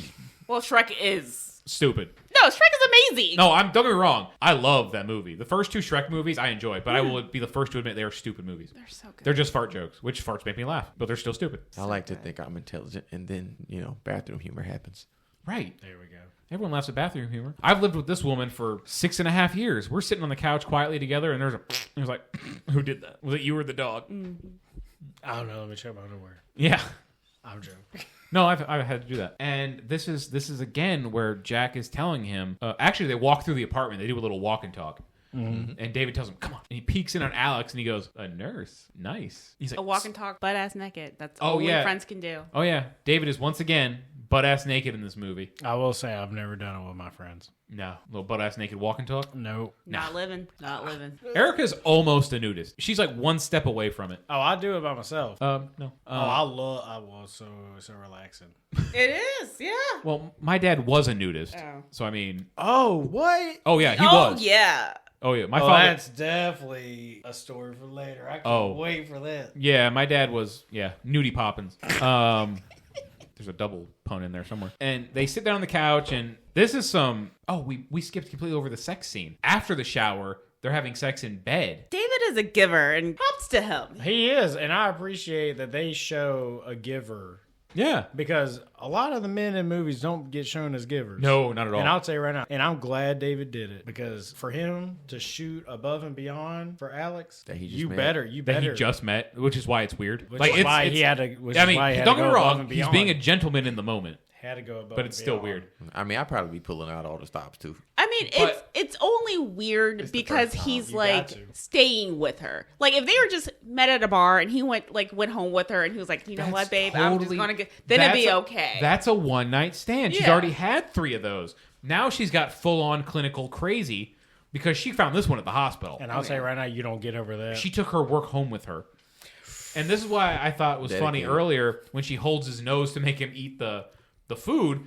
He finally got hungry and she didn't have to hold his nose. This is the first time we see him eat in the entire he movie. is eating a meal. He was going primal. He man got full. That man did get full. I don't So- remember and that she either. What? I don't remember that party. Did you watch the censored movie? I Jeremy. may have watched the censored version. Was there of a the Oh my movie. censored? God, you missed all the good stuff. You missed Yeah. all the tits and the dicks. Apparently. Wait a second. Did I see this? Where did where'd you watch it? Do you remember seeing dude? You watched it on voodoo Stars? the whole Voodoo? time? Voodoo. Rent it on Google Play or on Google TV, sorry. I'm gonna just rewatch YouTube. it. Yeah, YouTube. Google TV, YouTube, it's all the same. Because I swear I saw, like all the naked parts or whatever with him doing all the Did stuff. you see the boobies? I just can't remember. There were some boobies later on. There wasn't boobies in the sex scene with them. Yeah, there was. Was there? Oh, yeah. I don't remember her Oh, tits. yeah. I don't remember her tits. There might- It's quick and brief, but they were there. We I might- can spot a tit. Okay, Censored no, version. then I saw what y'all saw. Okay, yeah. Okay, I was thinking like I missed out on some stuff, and I was like, Yeah. No, but Jeremy apparently Yeah, did. apparently I saw a censored version of it. Oh my I'm God. sorry, because that does. My guy. It's okay. There were tits later on in the movie. There Yeah, a lot. yeah. A There lot. were. But that was the best scene. That was the best part of the movie. Not because they were tits, but I'm not against nipples. And that after that is when Green Yep. The green homie showed up. gross nice Green Jack shows up to talk to David, and David's walking through this apartment naked. He sits down on the couch and he grabs like a little pillow and he puts it over his lap. He's putting his unwashed dick Yep. on this woman's throw cushion. She's probably into it, if we're being honest. I mean, Hopefully you're she not wrong. doesn't have other company over that use that Yeah, pillow. she's like, I ooh, don't it think- smells like crazy. I don't think she does, because like she acts like that homebody that only works. Because like she even said it when they. yeah, she's like, I'm a working girl. Yeah. Wait a minute, that might have meant two things. Oh no, she's a lady of the night. Hey, I don't discriminate. When the full moon's out, she turns into a prostitute. Goddamn. But only for crazies. There Only were for three crazies. monsters in the movie. Oh my God, there were 3. There's a werewolf, 4. a were-dick, and a were-hooker. And her whispering eye. Oh Lord. I was just saying that Oh thing my was God. craving. It was wanting it. Yo, she was wanting it. That girl was thirsty. I love this throwback movie because it did just show such a different Yeah, it was wild. version of rating, and I was here for it. Jack again tells him, look, you are about to turn into a monster tomorrow, and you are going to hurt people. You need to kill yourself. And he's like, I'm not doing that. He goes, I'm not gonna be bullied by a walking meatloaf, which is a funny line. He's sitting there, argues with Jack about that, and then Alex wakes up. She goes, David, I heard voices. He goes, oh, that was just me. And again, he's like, I think I'm going crazy. I just saw Jack again. And she's like, oh, whatever. Blah, blah, blah, Yeah. blah. But then she's also like, I know what can solve that. Let's go back to bed. And I was like, oh, so she really into crazy. She is. really into crazy. She said this right here is going to fix it. Yup. And it does something. And this is where we have a reference to the old Wolfman movie from Universal, because he mentions Lon Chaney Jr., who played the Wolfman back in those movies. That man was like 6'4", 6'5". He was insanely tall. Oh, yeah. Oh. Especially Yeah. back then. Yeah, was he hairy? I mean, in the makeup he was. Oh. And he thinks, he's like, if I am a werewolf, in that movie, a werewolf could only be killed by someone who loves them. So I think if it's true, then only someone who loves me could kill me or something like that. And then she gets this look in her eye. And I'm like, she's like, David. David. What are you talking about? That sounds crazy. It's a good thing I'm not wearing any panties right now. But like also Because I love you, David. a random No, that's later. a random moment. Every time she said David, I kept thinking of Maura from not Maura. Moira. It was Alexis who said she's like, ew, David. Oh, from Schitt's Schitt's Creek. Schitt's Creek? Every time. Oh, David. Ew, David. David, we didn't know where you were. We didn't know where you were. Well, she says that exact line Yes. later Oh, in the she does, movie. too, yeah. And I'm like, we didn't know where you were. You had our bags. Schitt's Creek ruined us for part of this movie. It ruined me for my life. I love that show. That show is so great. funny. And if no one out there has ever seen Schitt's Creek, watch it. You It's have so to. good. It's so good. It's so funny. It's so fucking funny. It's great. I've never seen shit. It's such a good watch. It's a good it's a good quick Canadian watch, too. goofy ass show. Each episode's like 20 minutes, 30 minutes. I'll think about it. It's good, man. You probably enjoy it. It's just dumb shit. It's just so dumb. but it's really funny. The next scene is Dr. Hirsch going above and beyond for his patients again, and he's driving out to East Proctor, thank you, to really investigate what's going on because he's still very suspicious about all the stuff David's been saying. He's doing a Because- better job of investigating this than the police are. Because she was talking to him about it. She's like, he keeps talking about it, he's crazy. He's like, at the beginning, not believing it. And then I forgot what it was that clicked in him. It was the scene right when David tells him he doesn't want to be alone. Yeah. Because he mentions again about, how could a man do this or something like that? And he's like, well, the village said, this, and this. The police believe it. And he goes, yeah, but none of that's really adding up. And the doctor's like, this guy might not be crazy after all. And he just fucking floors it. But also, why all the narrow fucking roads? All the roads out there are one lane. They are. Like, it's you've driven in Tennessee. Like Sadly. when you're Just the going mountains. around the mountains, always like if you're going around it, you have to pull off to the side. That's how all the roads are in like Britain and in London I know, but it's and in Ireland. It's amazing crazy. there were no other cars. If there was one other car, he would have pulled off into the ditch and had to get pulled out. There's Oh, like yeah. 15 people in this town, It's and like they were all- all in that bar that night. They're all all in they're the all pub. those like outskirts, Yeah. Oh, like yeah. the rural farmland, The Moors. the hard working. He goes out to the slaughtered lamb. It's pouring down rain. He gets out of the car, and it was funny when we watched it. He pulls out this like trench coat, and I was like, oh, he didn't even bring an umbrella. And then he pulls out an umbrella, but he doesn't use it. He just has this trench coat on. And he's carrying an umbrella. My guy, open that thing. Nah, man, I just need to look. Yeah, I just need to look English. And then gets pretty much the same welcoming. Oh, these Yes. people are so shitty. But this time when he goes in the bar, it's practically empty. It's still the bartender, the lady, the chess guy, Yeah. the warden from Alien 3, the dark guy, Yeah, and then like two other people. two other people. One of them's the David Hyde Pierce looking guy. Yeah. I think he got a slight better welcome from the bartender because you could tell he's from the area, Yeah. Because But when they came also- in, they asked for hot chocolate. Yeah, he asked for So what whatever you're and then a beer. What you're saying is that these people in this town are xenophobes. Yeah, they don't like foreigners. Yeah. Like, look at them asking for things we don't have here that we don't tell them we don't have. I think I had the same experience in 2 different places before, actually. Wow. Oh. Very, very similar. Everybody's just looking at you like, what are you doing here? Fucking Why are you outsider. here? Yeah. Terrible. Yeah, because he Ask asked for... Etta. She'll tell you. I believe it.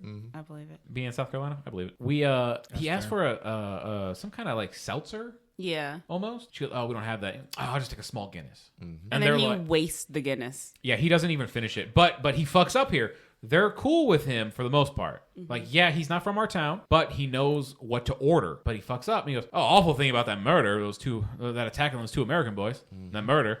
And immediately they're like, huh? What are you talking about? Dark guy is like not calm, cool, and collected in any way. He goes, no, I never heard of it. You didn't hear anything about it? It happened right here. And one of them died. It was a murder. He goes, nope, didn't hear anything about it. I just don't understand why they were like so intent on keeping the secret. Like, sure, people might not believe you, but It's like I said earlier. They don't like murder, but they're not going to stop the murder. I don't know. I'm they kinda could with just you. I don't commit the understand. murder. I It's don't hard. understand why they were. But they're against. They don't want to commit the murder until there's already been a murder. And then they're willing to commit murder. Yeah, they don't want to stop a murder. They want to avenge a murder. They also pretty easily killed the They're not werewolf. preemptive, they're Yeah. reactive. So I don't Yes. understand why they let it stalk around for so long. Right. They when had all to they have known had who to it do was. I get guess some guns because and as go out. long Oh, my bad. Yeah, all they had to do was take, like, all of them showed up with, like, several guns in a group and killed that thing while it was about to kill David. So, like, why didn't y'all do that sooner? Yeah. I Y'all guess they don't- easily killed this thing. There was nothing special about killing it. Because the guy that was the werewolf, he was really popular in town. He was like the guy who like handed out all the vegetables and everything from his garden. Oh, really okay. sweet Was guy. it actually? No. Bullshitting. I think as long as like they follow those rules they said, I'm thinking it's just because like murders don't happen that often because the rules are followed. But like, shit. like it's like a set in stone thing, but not really. But they probably only reported the murder because it was 2 American boys, and that would have made more people come around snooping. Could be. Whereas if it was just one of their own, they could have been like, Oh, we just bury it, ain't no thing. yeah, he just died natural causes. We Oh, buried well. him out back. Gary just got murdered. We told him to stay off the Typical road. Tuesday. Every Yep. fourth Tuesday. Yep. Told him, full moon. Damn it. That's why everyone was in the bar because they knew what was about to happen. There's also only one woman. She's never mind. There's apparently Oh my god. only one 5-point star drawn on the wall, too. That's why they were all at the bar. Yeah, It's and, the only and, safe place. and Dr. Hirsch mentions that. He goes, what's this about? Like, oh, it's been there for 200 years. We just didn't feel like painting over it, so we just left it there. I More love how it's a decorative. 5-point star. I'm like, it's a werewolf. It ain't satanic. If it was satanic, it'd be upside down, I would think. That is true. Yeah. That is true. The It only wasn't. safe place in the village. From, Yeah. From the werewolf. And apparently that's what keeps them safe, is a 5-point star with 2 shitty candles on the sides. Apparently, hey, if it works, it works. Right. So It's special blood. the people Yes. are like, where are you from, sir? He's like, oh, London. Like, are you a cop? He's like, no, I'm a doctor. Just, trying to straighten out what happened with those 2 boys. It would have been nice if they were like Doctor Who. And I'd be like, ah!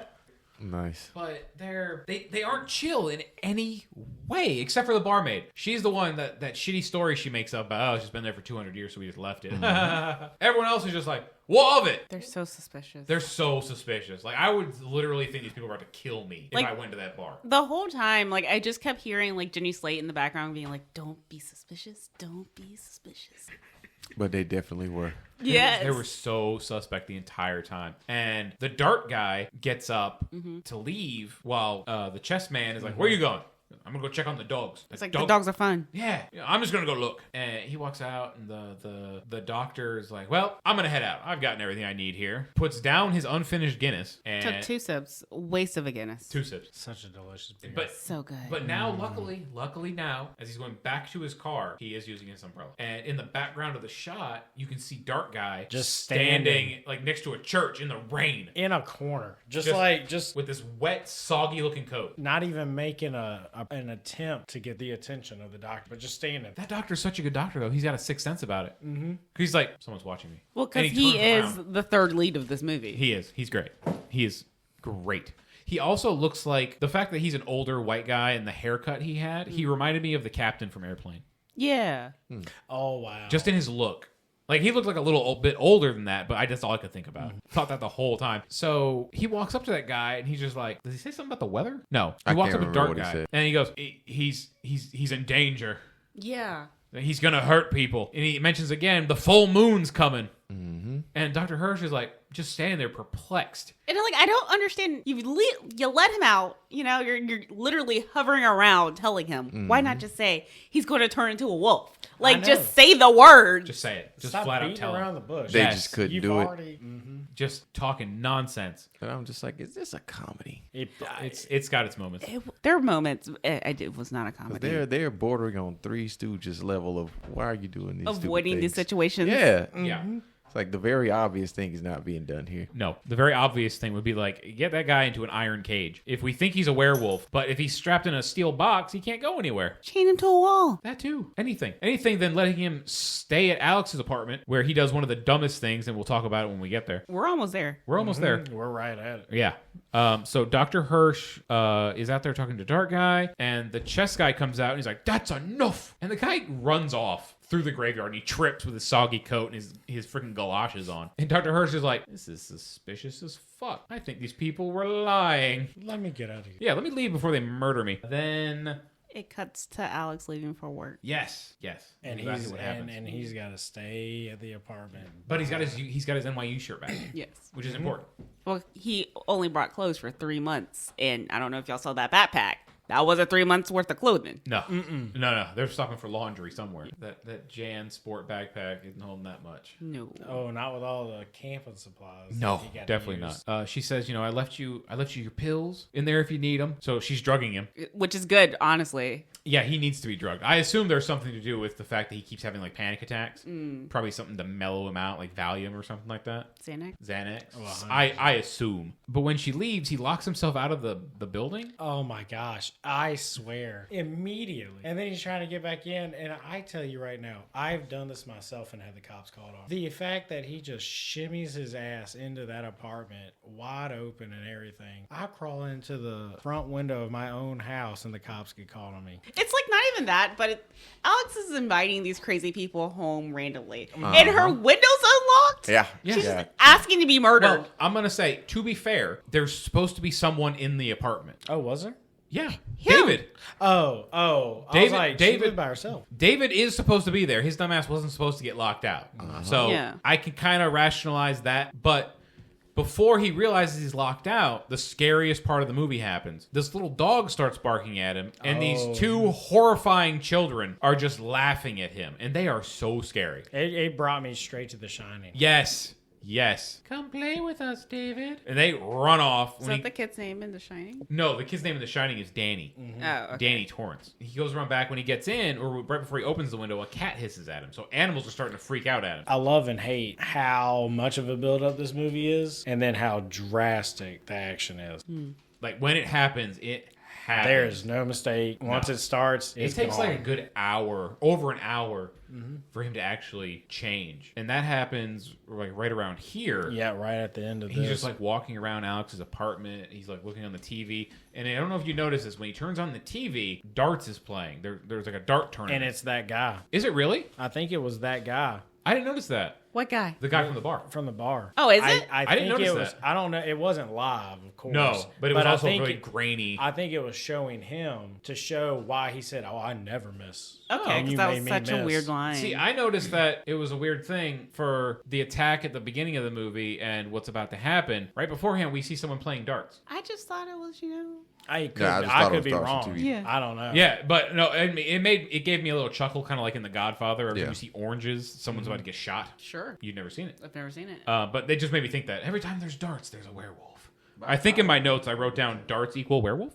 I meant to mention that the little girls in the scene before, they're literally credited as creepy little girls in the credits. That Are is they so really? appropriate. Yeah, They gave me if the you watch fucking creeps. If you watch the credits, because I was actually listening to the song at the end because it was like, this is a rendition of Blue Moon that I have not heard yet. I mean, it was a good song.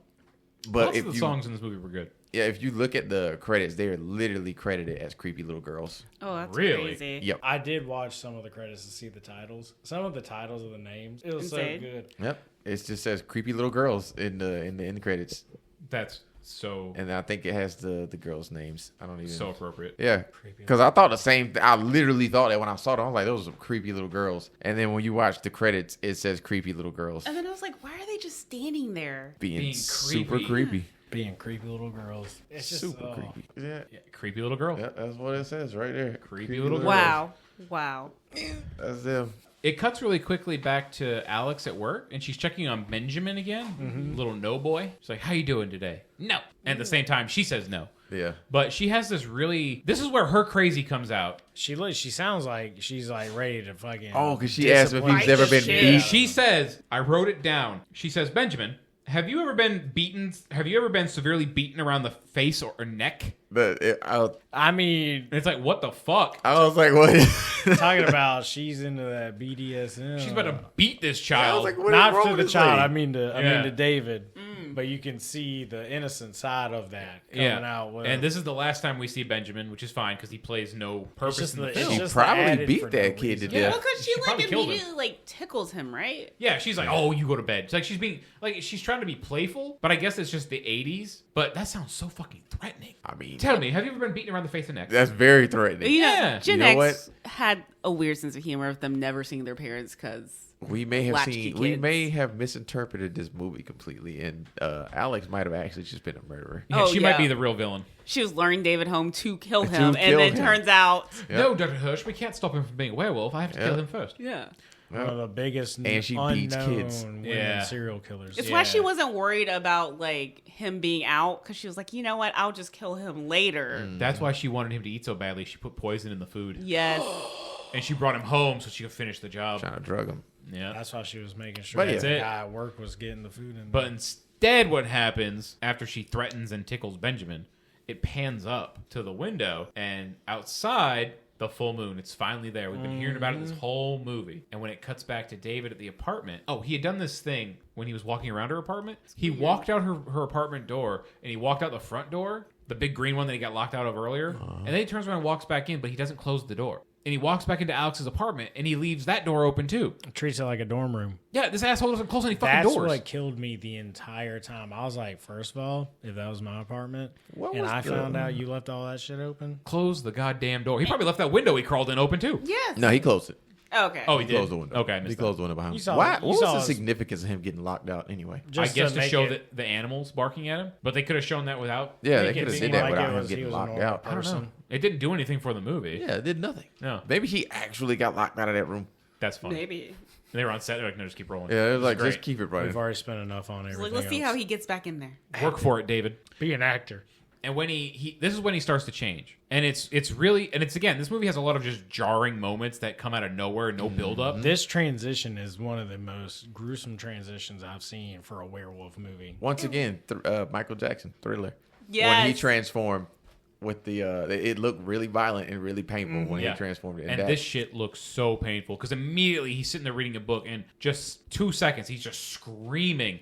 He's holding his head. really visceral. He Screaming. says he's hot. He Yeah, rips his like- shirt off. He tears his pants off. He's naked yet again. Just straight. He like pops up. He's like, I'm so hot. And I'm like, is this what a hot flash is? You'll find out. It cracked me up because it was like, I gotta get it I off. gotta get these I clothes gotta off. be naked He right now. rips all of his clothes off, and he's writhing on the floor, and he sees his hands start to change. It like elongates Wait, at they the just- palm. That was crazy. Yeah, it's all practical. His heel, when his Oh, heel his is feet are- extending, are- I'm like, oh. this.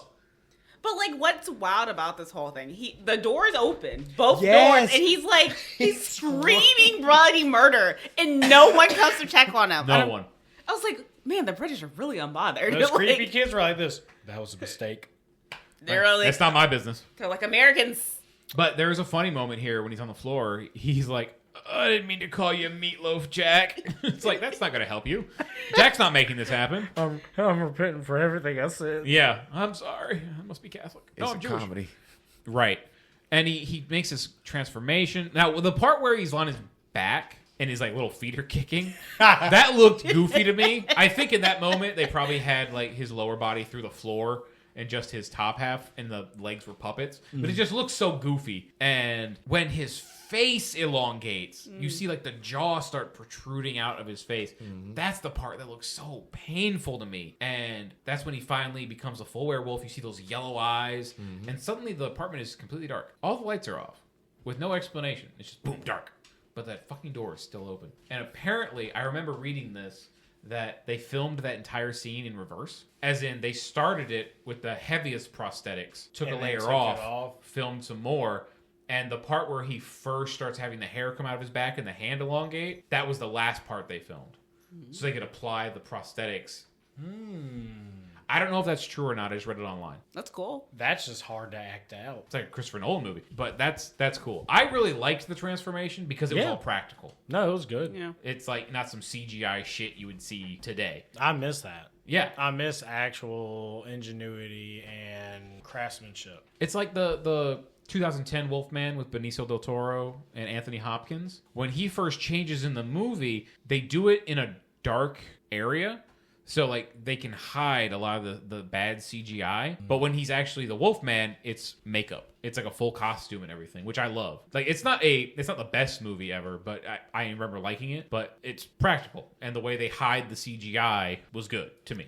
It's like with Jaws, because of how bad the shark looked, they had to like be creative with how they showed it. And I think that they also did that because there were parts where you look at that wolf and you're like, that wolf It does not look good. When he's all hairy and just his face When is he's poking through. when he's just running and you see the shape. Well, I think Any long shots, you're like, because let's pan out, maybe get some shadows in this, because that wolf was not looking great. that's a in some good moments. comparison, though, the Jaws thing.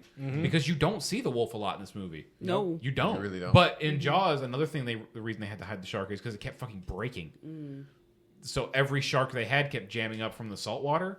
So they had to find clever ways to hide it. And I think that helps this movie, I will say, is that they are creative in the way that people react to it. Like the reactions to the wolf are better than when you actually see the wolf. Because every time I see the wolf, I'm like, really, that's what we're scared of? Just go be like, who's a good boy, you know? I don't know. That is a freakish looking thing. If I It saw is. that, It's I'd a be hellhound. Like, oh no. But Yeah, I love how many times in this movie we see the people's reactions to the wolf long before we get to see it. I love that. It works so well for this film. Yeah. The I think it's reactions really just look so good. It's just something about the sounds.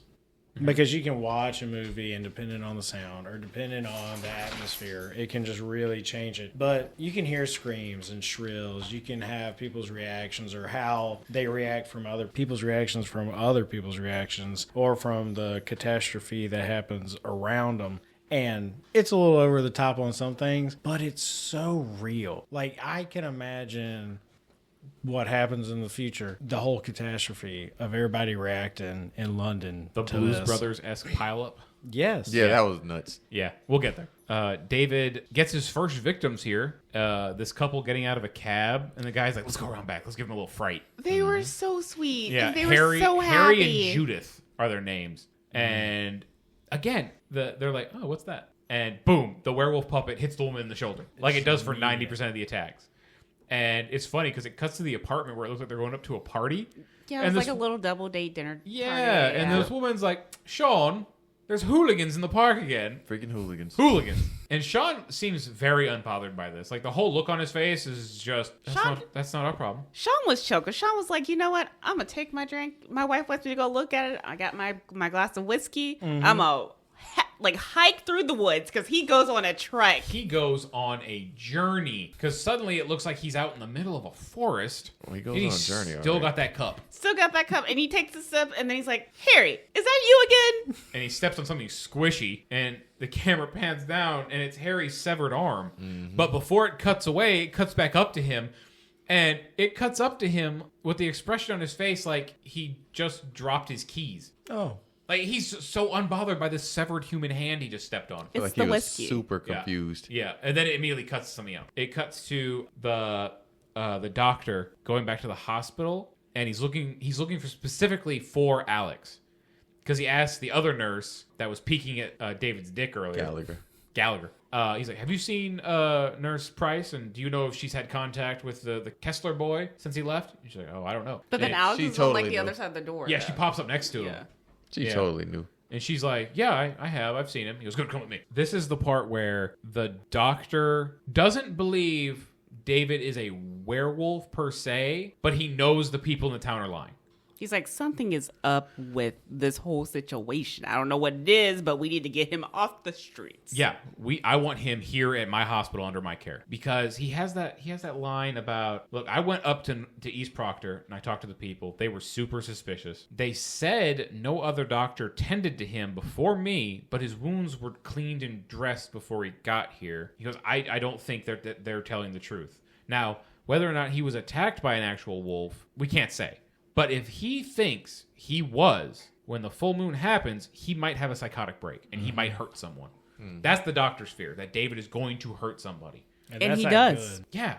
Then it cuts to the subway, right? It would No, have been it cuts to the three bums in the junkyard. Oh, with the yeah. dog. I was gonna say it would have been a very different movie once again if the doctor was right and the guy wasn't a werewolf, but he was just crazy. thought that he was a werewolf and he was actually crazy and did have a psychotic break and just murdered somebody. Yeah, that would have been also Very a really different good movie. movie, though. That'd be a crazy twist for a movie called An American Werewolf in London. There is no werewolf. He just has a psychotic break. That's M. Night Shyamalan's next movie. Yes, Oh, that yes. is a Shyamalan movie. You're right. It's just I'll an skip it. American. It's just an American. Just an American in London. An American Psychosis in London. Hey, there you go. Yeah. An American psychotic break in London. We've all American been there. Psycho. It would have been American Psycho. American Psycho in London. So good. But yeah, it cut to what was the next? It scene? was the three bums in the junkyard. That's right. With Those the dog. poor guys. Dude, these 3 old men just huddling around a freaking hobo fire. They were Minding literally their already business. living their worst life. Yeah. And the one's got the dog, and the dog's freaking out. He's like, oh, just let him go. He's fine. Yeah. The dog's name was Winston, by the way. Oh. Did Winston survive? No, It doesn't show him later with the rest of the victims. Yeah. They don't mention a dead dog. I think that dog was smart and he took Yeah, I off. think Winston got up out of there. Winston That was like, fuck you Winston- guys, I'm out. That Winston's also colorblind from New Girl. Oh, because it's a dog? Yeah. Oh, okay. Yeah. Yeah. That took me a second. Yeah, I got it. Then it goes to the The subway subway? guy. His name is Jared, by the way. Sorry, Gerald. Gerard? Oh. Gerald. Oh, Gerald. Gerald. And Gerald gets off the subway and he goes up to a machine and he grabs what looks like some gum. Or something. Something. This for me is the most unbelievable part of this whole movie. Like I've been in the London Tube, right? I've been in the Nobody was in London there. Tube at like 4 a.m. and there's still full of people, and it's like 2 a.m. and there's no one there. It's okay. It's 1981 London. Different. I don't know. Empty. It was a ghost town. Ghost I town. don't know where Gerald was coming from. Me either. But it was a bad time. It's a bad time to be in the subway. Yeah. But he has a Place, funny wrong thing where he's time. like, who's there? I'll have you know this isn't amusing in the slightest. I'll report this. I Who the will fuck are you going to report report it to? What are they going to do? Hey, I heard a weird noise. Oh, thank you, sir. We'll investigate that to be immediately. fair, it did get reported. He was not wrong. Oh, it got reported. Just not the way he wanted it. Yeah. Not quite. the way But did he you guys wanted. notice when he's running through the subway, all the like ads and shit on the wall? Full frontal porn ads. Yeah, but that's not the part that got me. Tits for days. I love it. But there was a part in the subway where he's running through, and my fat ass was getting hungry because there were Wendy's ads everywhere. Nice. I don't know if I caught him. Oh, they were I all know, over. Right before he gets attacked on the escalator, there's a big one on the wall, and I was like, I need a square hamburger. But like, there's all these ads, like all these different ads, right? And the one that he stops at, it's literally like, "See you next Wednesday," Yeah, and it's that's- like that's 3 the name girls of it. on their knees. It's like nonstop orgy or something yes, like that. and I'm like, That See is you where next David Wednesday. ended up later on. Yes. yes. Which is what I alluded to in the opening. And he takes off running. He climbs over a barricade and loses his umbrella. Falls and busts his face open on that He drops escalator. off. Oh, stuff. and his suitcase or his briefcase busts open, and then he's just laying there staring straight ahead towards the camera again, and it shows a big shot from the top of the escalator, I think it's the first time we see the werewolf fully face on. and it just shows it from far away, which is smart. Yeah. It walks into frame, and then it just does this really slow close up on Gerald on the escalator. Yep. He also is bleeding from himself.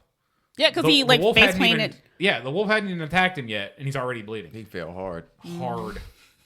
I also I feel like he definitely wasn't the type of person who did running in his spare time. No. 'Cause I think that tired him. No, no. Jared's completely out. never seen a gym. That's why he stopped running because he was like, I'll tell you well, right now, this is movies like this is why at least do some kind of like walking in the day, Just in case. Cardio. so you can have some kind of a sprint in your body. well, that wolf would have been chasing me for a couple of miles. Oh yeah. Yeah, as long as it was just like this dude is still running. I would just let him run until he Like stopped. Forrest Gump, he's just like, The and wolf's he like, just "I'll kept wait for me to get running. tired." I'm gonna just go kill somebody else. You know what? I'm gonna find somebody else. We've already passed like 5. Yeah. And then we immediately wake up to, or we get to David waking up in the zoo. Yes, that scene was wild and also too long. This scene went on for a very long time. And apparently the way they filmed this was they just went to the zoo before it opened and actually had David running around the zoo naked. And at some point, Give me he this noticed role. there were a lot of extras. And he asked one of the workers, like, why are there so many extras here today? He goes, oh, we're open. Huh? The zoo, and this man's running around butt ass naked. We have the cops They're- on set, so you can go ahead and get put on that list, sir. Yeah, we're going to need him for what you're about to do. Because there are You could not, not get away with what one, happened but today. 2 shots of his dick, like full on. Okay, I think I missed. I definitely watched the censored version of this Oh movie. my 'cause god! I Did you don't not see him remember this. climbing out of the wolf den? Yeah, but I don't remember seeing anything. Because he climbs out the wolf den, and that's when you get shot number 2, because it's just swaying in the wind. Yeah, I think I watched the censored, edited version because I don't remember that. This one's more subtle than some of the earlier ones. But when he's hiding behind the tree in a minute, you just see it. Could you imagine having Yep, a I field don't remember trip? that either. All right, so we're just going to see the zoo. That's a penis. Wow, they have those weird snakes here. But like, I don't Worm with a turtleneck. I think I'm okay with watching the censored version. I don't understand why they like approved this, like the scene, because like out of all the things, I don't know why they would have this naked man get so close to that 10-year-old boy. This was an 81. I was about to say, this was probably filmed in 80. This was before they had the PG-13 rating. It still feels... Probably. Oh, no, it absolutely feels wrong. Don't get me wrong. Don't misunderstand. It feels absolutely wrong. But that's probably why they were able to get away with it. Because it was probably filmed in 1980. Or 79. Unless it sat on the shelf. That's true. That's It true. might have sat on the shelf. But he's running through this zoo butt-ass naked. And he's hiding behind this bush. And suddenly it cuts to this little boy with these balloons. And he's like, hey, come here. I'll give you £1 if you come over here. And the kid's just standing. He goes, all right, I'll give you £2. This kid is why they invented Stranger Danger. Well, Yeah, I'll also yeah. tell you right now, if you That don't know kid's you're watching definitely it in reason. London, and you hear an adult say, I'm going to give you £1 if you don't Yeah. come over here. Right. There's also, this kid is the second best character of this movie. Fair. Because this kid is so rational. He's like, "Who are you?" He goes, "I'm the balloon thief. I'm gonna steal your balloon." "Why would you give me money to steal my balloon?" Good fucking question. And David's like, "Oh, come here, I'll show you." And he waddles out, and this actor is completely naked. And he walks up to this small child, and he gets within inches of him, snags his balloons, he goes, "Thanks," and he runs off. You could not do that in a movie today. Oh, Could no, not, not no a matter chance. what. Could not do that today. It was shocking to see that. Hilarious. Don't get me wrong. And then he runs by this old couple on a bench, and he steals this woman's red coat. Yeah, he stole it so fast. Yeah, so fast. He's got that Snagged wolf it. speed. But he Snagged it. he shows the boy walking up to his mother, and he's like grabbing on her sleeve, and she goes, "What is it, darling?" He goes, "A naked American man just stole my balloon." And she says, "What?" Yeah. This kid is just like straight to the fucking point. He's not bullshitting at all. He's like, "Look, here's what happened. It was weird. I'm going to tell my mom." It's that dry sense of humor. He, Oh, he ain't dry. got time. Yeah. He ain't got time for it. Is this where the doctor... Calls Alex. He calls Alex, but he also he reads the newspaper and reads about the murders. Yeah, and this man is the only person that pays for things in the movie because like everyone's always harassing him for money. He's like, "Hey, 20 pence, 12 pence." Yeah. Like when he a goes to the pound, sir. bar, when he gets his newspaper, the man running the kiosk is like looking at him like, "Oh, is he going to pay?" He's like, "That's going to be 25 cents, So I sir." was like, hey, pay for that. Yeah. He goes, "Oh, sorry." But then this is at this point where I realized that Alex should have seen David's clothes shredded in the apartment. And at no point she's like, "Man." Wait, he took him off. Right. No, She but should he have like seen him in the apartment. He like Because rips it shows his her shirt again. off. The next time we see Alex, she's in her apartment. It's like a Incredible Hulk situation. He's like, "I gotta get this like, thing." yeah, there's just, he just took his pants off in the living room. That's normal. Why is his shirt ripped up? My first question would be like, why is he got no clothes on? Yep. My first question would be, why the fuck did he leave and leave my door open? both doors open. Both doors. Americans. It's okay. He feels great. That's definitely what it was. That's Or, like, exactly what weird she Americanism. thought. She was like, Americans. can I deal with this? I don't think so. I don't think so. Maybe I should cut him loose. Yeah. When he No, come she's not gonna back- cut him loose. He's too crazy. After he came back, they were talking. Didn't he?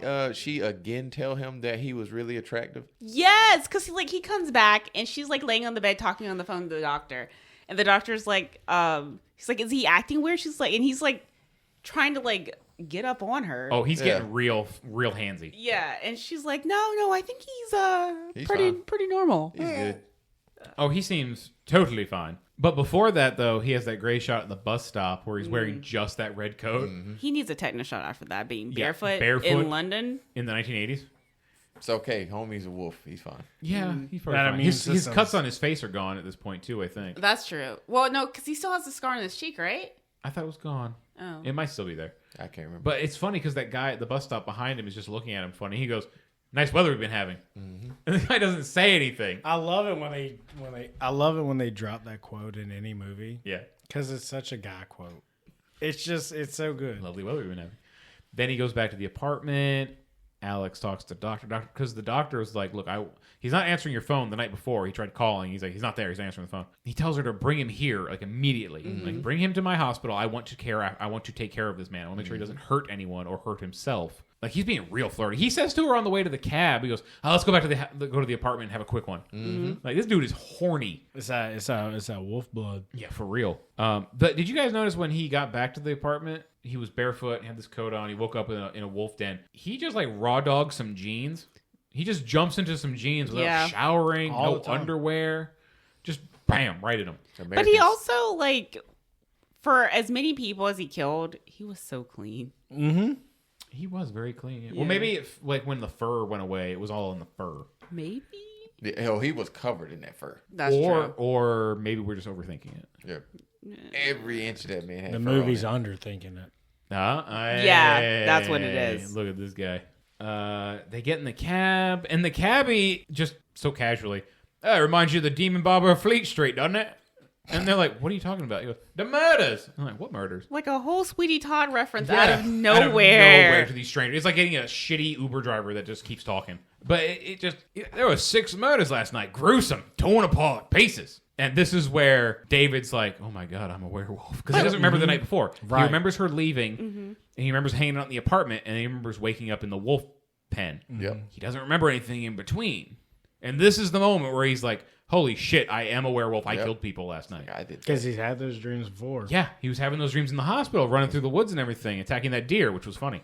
Just tackling a puppet. But like, it's probably for the best that they never made it to the hospital because he would have murdered the hell out of those Oh, children. that hospital? Oh my God, Gone. Benjamin would have been in danger. Oh yeah. Benjamin would have been going, no, no, no.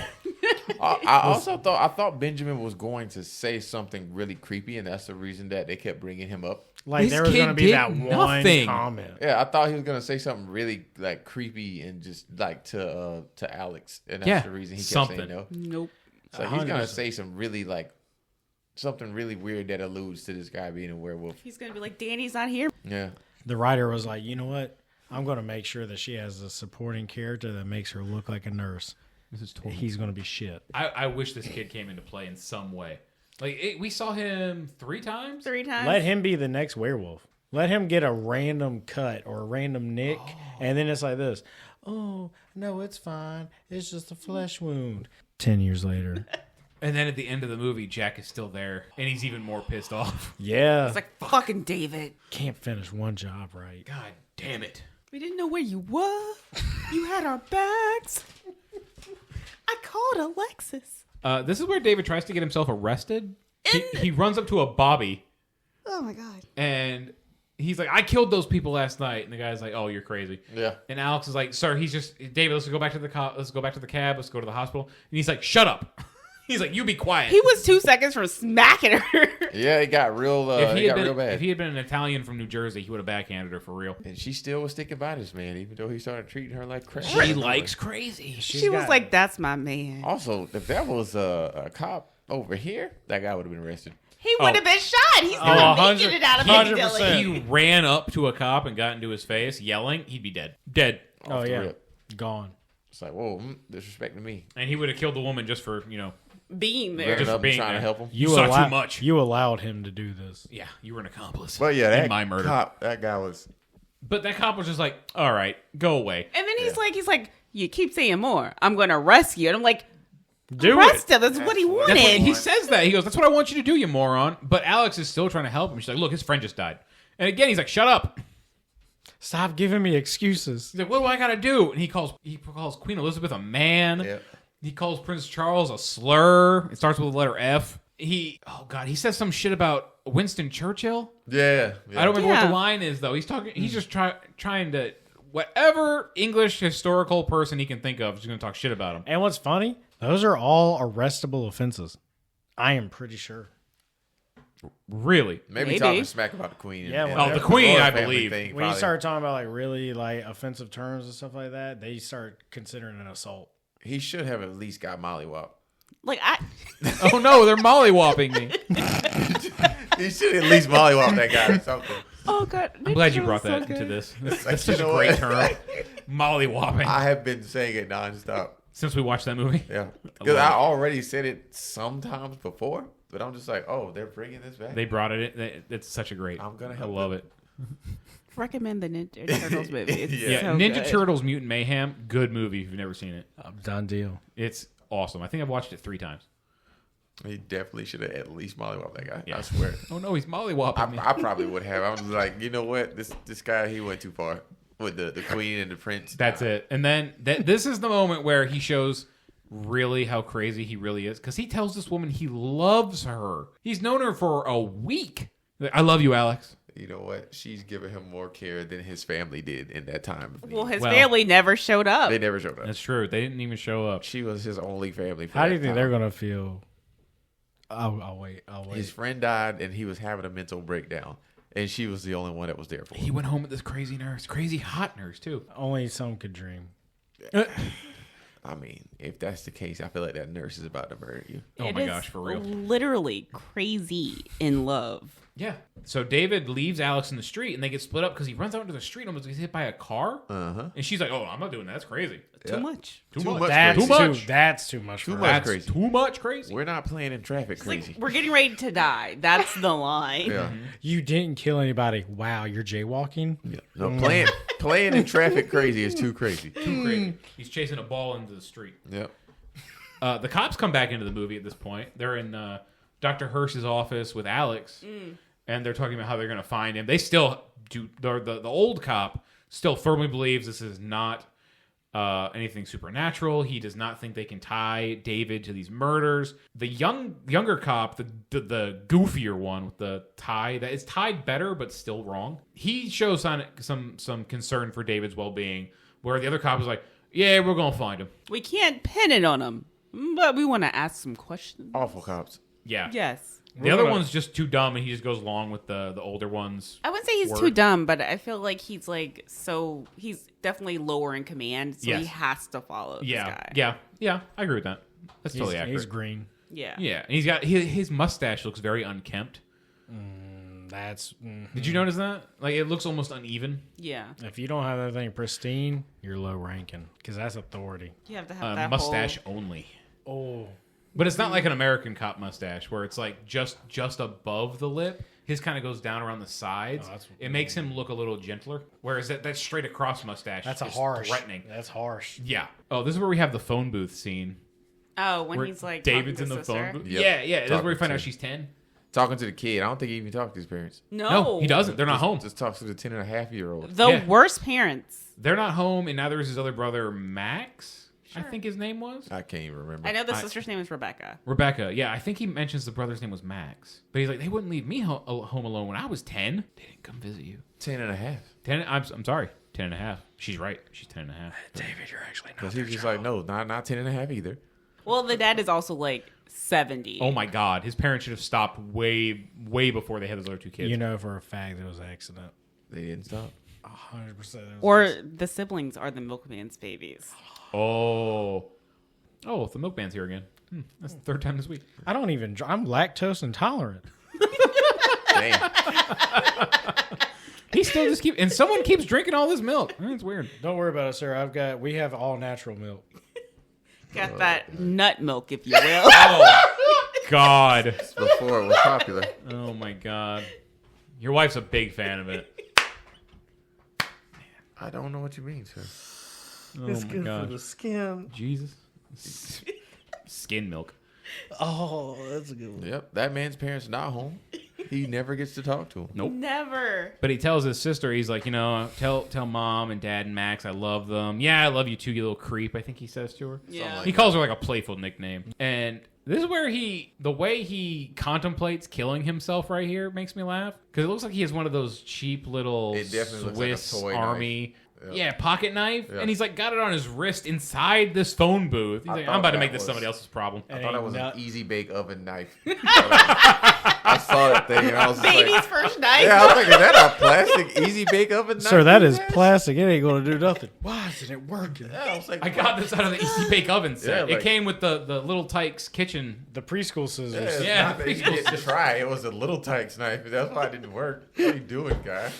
And he's like, no, I'm not killing myself. I got more problems to cause. No, he's like, better yet. You know where I need to go? I need to go watch some porn. Well, no, That's he 'cause doesn't Jack have was that over there. thought. When he steps out of the booth, this is where we see Jack in his fourth form. Final zombie Jack. This is also the last time, or the second to last time, we see Griffin Dunn in the movie. Because he's standing across the street and he waves at David and he's like, hey, let's go watch some porn, buddy. Let's go see some tits together. Yeah. Like And- the olden days. Like the old days when I was alive. Also, why Michael Jackson had zombies in his thriller. Oh, little Jax.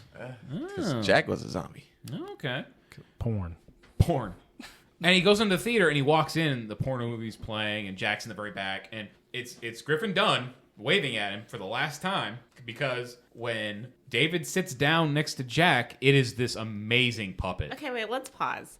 Because I just want to say the idea of a porn theater is so disturbing and so disgusting. It was the 1981. Pee Wee Herman. Blockbuster. You couldn't just get it on your TV at home. I'm still presuming like Blockbuster is this. I don't know when the VCR was invented. Have you been to a sex shop?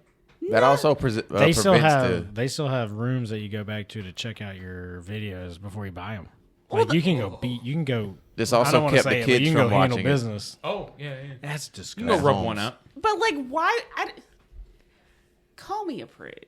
I don't want to do it with 7 other people in a Well, darkened exactly. theater You're together. Especially- also living in, the 2000s where we have porn on our phones at any given moment The we need. 2020 Yeah, times. The thing but like, is I'm you doing can't it go- on my couch. And by you can't go myself. Right. You can't do what you're supposed to do when you're watching it. And I'm like, why do you want to watch that and not get off? You're loading up some memories for later. Yep. Shh, I don't need to load. Once up. again, it was you're trying to released unload. in 81, Exactly. so I don't need to Right. build up more. I mean, different times, different strokes.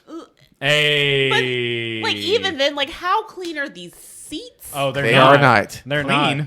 That's why you. We're bring, in a porno theater. Clean. That's why you bring 2 pair of The pants. regular movie first theater one ain't even stuck, clean. You come right out of it. The first one stuck. You take them home and then burn them immediately. Yeah. You also walk in and they have a little thing there for booties to go over your shoes. Ah, okay. That way, when you walk through, you sit down and watch the movie. When you get up, they're stuck to the floor. You don't lose your shoes and you can walk out. Yeah. The movie was the- theaters it we was have like, now oh. probably aren't that clean either. Probably not. There's probably 1,000% less cum. I don't know about that. Oh God, I hope I so. don't know. People going in there to hook up. They've been doing it for a long time. Long time. I couldn't. It's just like I've only had it happen once where there was just nobody but me and my date in the theater, and still I was like, "There's somebody in that back room," and they're gonna look over and they'll be like this. For anyone listening, they have cameras in the movie theaters. They're watching you, so don't try anything. That's okay. Everybody's getting a movie today. There are 2 movies happening. I remember being in elementary and they had that little rhyme that the kids used to say, red, white, and blue. A boy kissed you. He took you to the movies and undressed you. People been doing that shit to movies. You've never heard that? I've No! never heard that. Y'all have never heard that. No, Never have I heard. I'll that tell in you my right life. now, I'm And about you to gone start to using school it. in it's South Carolina. Yeah, You've no, never heard that? never. So circling back to the porn theater. We're in the porn theater. Yeah. Not at the moment, but in a movie. Oh yeah. So we have the puppet, the Jack puppet, which I absolutely love. This puppet. It's a Henson puppet. It's a Henson. A Jim Henson puppet. Ooh. Jim Henson. Jim Henson. So it's missing an eyelid. It's got no lips anymore. You can see like the whole left side of his teeth are showing. It's still Griffin Dunn doing the voice.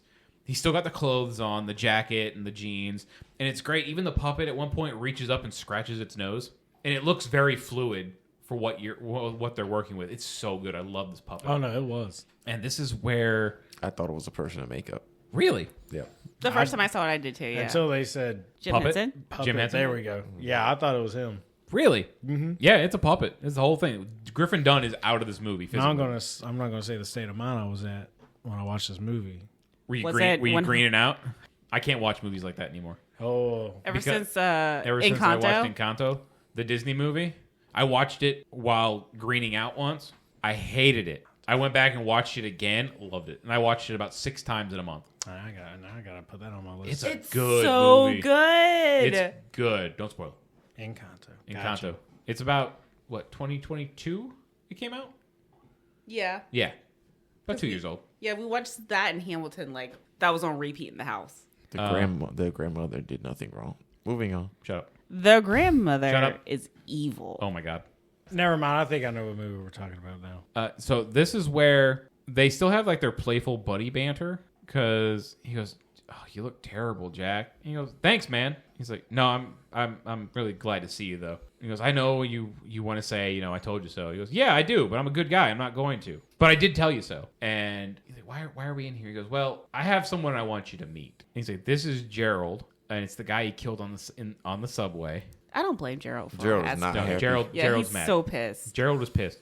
But Gerald also says, you left my wife a widow and you left my children fatherless with your late night carnivorous activities. Yeah. He says something like that. Yep. It's a good line. Is carnivorous lunar activity. Yes, that's what it is. So scientific about It's it. Yes. it's so good. He uses so much enunciation. He was a sophisticated man. Very. Yes. That's why he had Gerald's a had- real one. That's why he had that big briefcase. College educated. And he's covered in blood. His like whole hand is painted red because he's pointing at David. Jack also introduces him to the 3 bums that he killed in the junkyard, whose names I don't remember and I forgot to write them down. And they're not happy either. They are quite pissed. One of them was named Alf. Yeah, you're right. One was named Alf. Cause I was just like, Alf? That's a name. He's meeting the 3 bums. He's meeting all of his past decisions. Victims. Victims, there we go. I would say the best one is the first couple he killed. Judith and Excuse me. Harry. Yeah, they're still happy. They're so cheerful, and apparently, the instruction they were given was to just be as cheerful as possible. Especially, it's really funny when they're giving him suicide suggestions. Mm-hmm. They're just like so happy about it. You could use a rope. Yep. You could get a gun. I gotta look all this stuff up to see like what they were intended to do because this is hilarious. It's find great. out. So they're like, look, David, we can't pass on as long as you're alive. We really need you to die. It's going to be a full moon again tonight, too. You're going to hurt more people. Just end it. Just end it so we can rest. Because they're like, this is not great.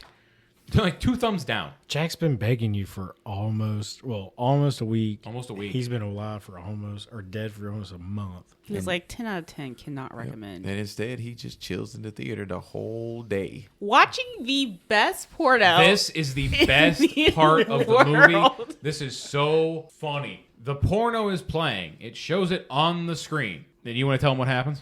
Yeah, so this guy and this girl, they're like hooking up, and then this random guy walks in, and he's like, "Oh God, what is?" He says, You promise you'd never do this again. Uh-huh. and he's like, "No, I did." Or the guy who's Yeah, the hooking up with the girl, guy's he's like, like, I didn't." And he's like, "Not you, her." She's like, "I don't know you." He's like, "Oh, right." My and then he bad. just turns And around and leaves. walks And he- out. oh, sorry, and he leaves. That was so funny, and So one of those funny. things that's just so out of nowhere. Random. Like, why would there be humor in the porno?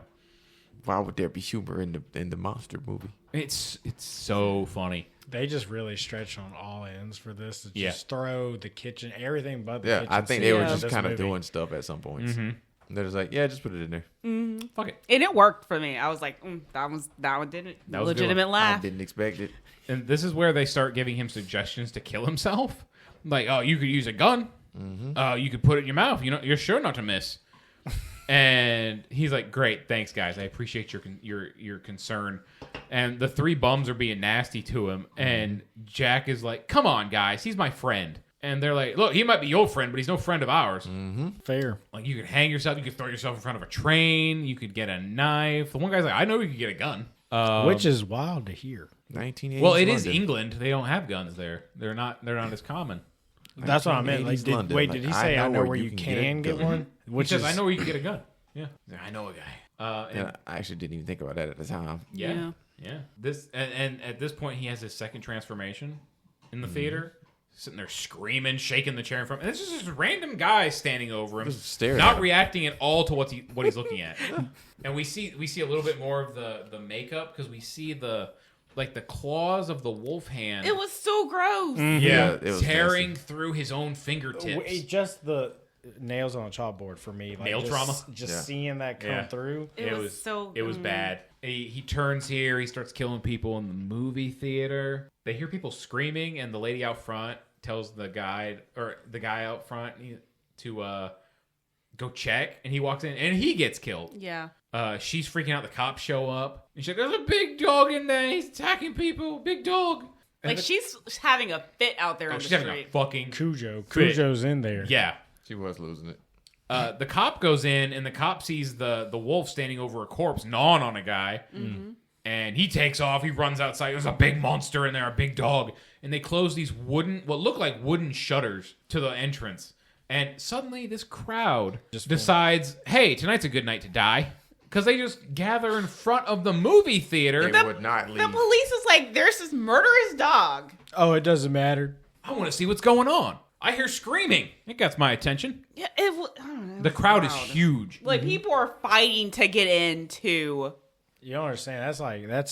That's ringside tickets. It They practically gotta see was. it. They got to. And then All these cops come out of nowhere too. yeah, and then David Duck bursts through the gate. Well, before he bursts through the gate, who shows up but our two dumb cops Yes. from earlier in the movie? And they're standing outside. What's all the commotion? And that's when the Wolf David busts through, and he immediately bites the older detective in the throat and decapitates him. And his head goes rolling across the car. And everybody's like, "Oh, this is real." Yeah, because his partner's like, "Oh, that's not good." Yeah. And that's the only part the people of the street seem to have common sense because they then disperse. Yeah, And once then- there's an actual bloodshed, then they're like, maybe those cops were right. There is something going on here, and I should move.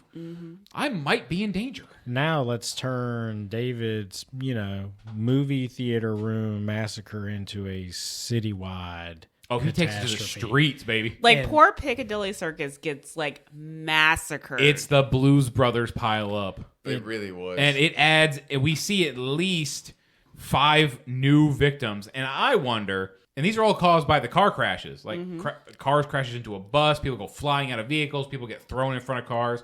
One cop gets crushed between 2 cars. Yep. And all this happens because of David. And it makes me wonder, are their ghosts going to haunt the earth too? Because this is all happening because of him. He's not directly doing it. I feel like he has to And direct previews. do it in order for I feel like that too. Yeah. But it's just funny at the same time, like one ghost being like, I got fucking run over. Why am I here? Yeah. Why am I being punished? I feel like with previous movie lore, they're all stuck. Just because it is a correlation. Yeah, cause and effect. It is funny though. One guy gets thrown out of. a window His of front his window. car. He wrecks into the other car. Well, no, I was gonna say the one guy gets knocked out of the window of the double decker bus. Yeah. hits the street, then gets run over. Oh man. That one. It's like is it that scene from Joe Dirt? Gruesome. Not Joe Dirt. Meet Joe. With Brad Pitt. Oh, where he gets meet Joe Black. Yes, where he gets hit by that car, those cars. No, it's not that funny. I don't know if you guys have ever seen that movie. It's like the late '90s. I feel like I have. Brad Pitt plays a guy who he dies and the Grim Reaper just possesses his body like a meat puppet. But the way Brad Pitt dies, it's so fucking funny. It's the only part of the movie I remember. He's like It's the only looking part of the movie I've seen. like the love interest of the film. They meet on the street and like, she's walking away, he's walking away. She turns back to look at him, turns back, walks. He turns to look at her. He's looking at her a little too long. And then when he turns back to walk, it pans out and he's just standing in the middle of a crosswalk and a cab hits him. He goes flying, gets hit by another car, and then ping pongs back because I think he gets hit by a third car. Shit's fucking great. Only part of the movie I remember. That and it's got Anthony Hopkins. It's great. But the scene in American Werewolf in London, the deaths in that not that good. Oh. Yeah. Still good though. It's just so overly done. Yes. that It's again the comedy. It's so over the top. Yeah.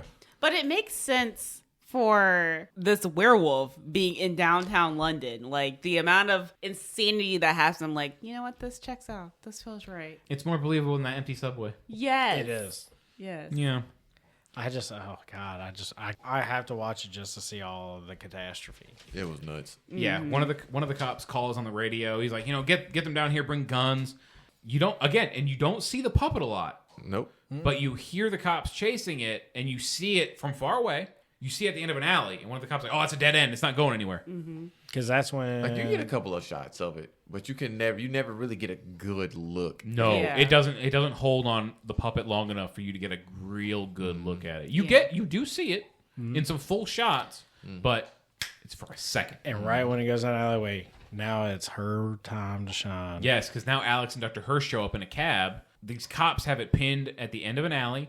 They have their guns. First guns we see in the movie, or second guns we see in the movie, because we saw one at the beginning when they killed the first werewolf. Well, we never saw the gun. Yeah, we did. Oh. You see, it's like a double barrel shotgun. Okay. Yeah, and they got the guns aimed on it, and this is where the cops really fuck up again, because the woman who plays Alex is not a big woman by any means, like real petite woman, and she just slides right through these cops. Not one of them tries to really. Two of them had their hands on her. Yeah, And they just let her were go. taking her down, and she said, Well, she did fall. But they Yeah. still nothing. She tried to bust through, and she like fell and then pushed on through. And I guess they were like, "There's a damn They were like, if she wants to die, this is her suicide attempt. Let it go. They put very little effort into trying to stop this woman. She pushed through the cop line and ran. So they were like, "There's like some kind of beast down there. I ain't going down there. And I'm not. Let her do it." And once again, Hearst is out there, be like, "Well, let me go pay this cab because he's just trying to make a living in this situation." Oh yeah, he gets called back to the cab. He yet again is asked for money. The only one who has to pay the tab every time. He's like, David had to pay to go into the theater. You're right. David did.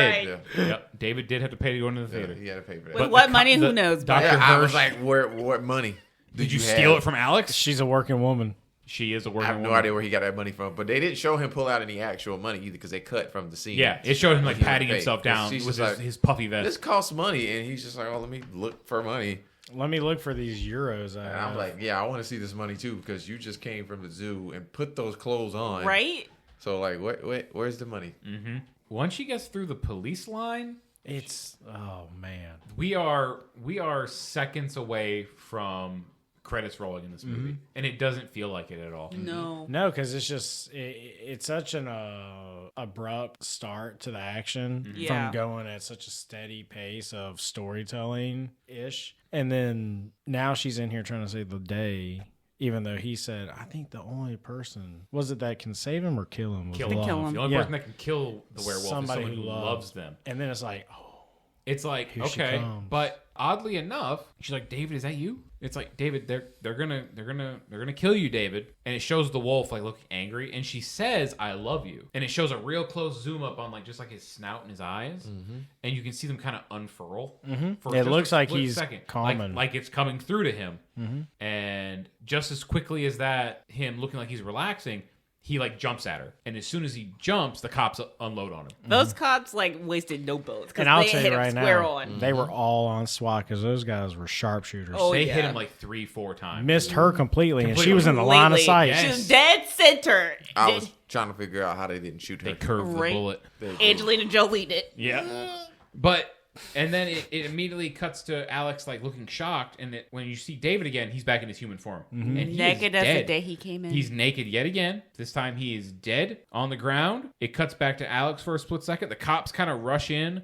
Dr. Hirsch is in the background looking kind of disappointed, like, man, I couldn't help him. All I had to do was pay my tab, and I couldn't even do shit. If I had just not paid that cabbie, I could have been here sooner. Yep. And then Alex starts to cry a little bit, and boom, it ends. It just ends. Yeah. Boom. That's it. The last shot of the movie is David's lifeless body on the ground, and we are Riddled rolling with credits. bullets. Riddled. And that's it. It's Then you get hit with Blue Moon. Yeah. Not the one from Greece, mind you. Did you guys catch that every single song had something to do with the moon? Yep. I didn't. I only remember 2 songs, and one was the opening credits, Blue Moon, and then the other was the end credits, Blue Moon. I got them. There's Blue Moon, Heavy Metal Thunder, I don't know, Moon Dance, Bad Moon Rising.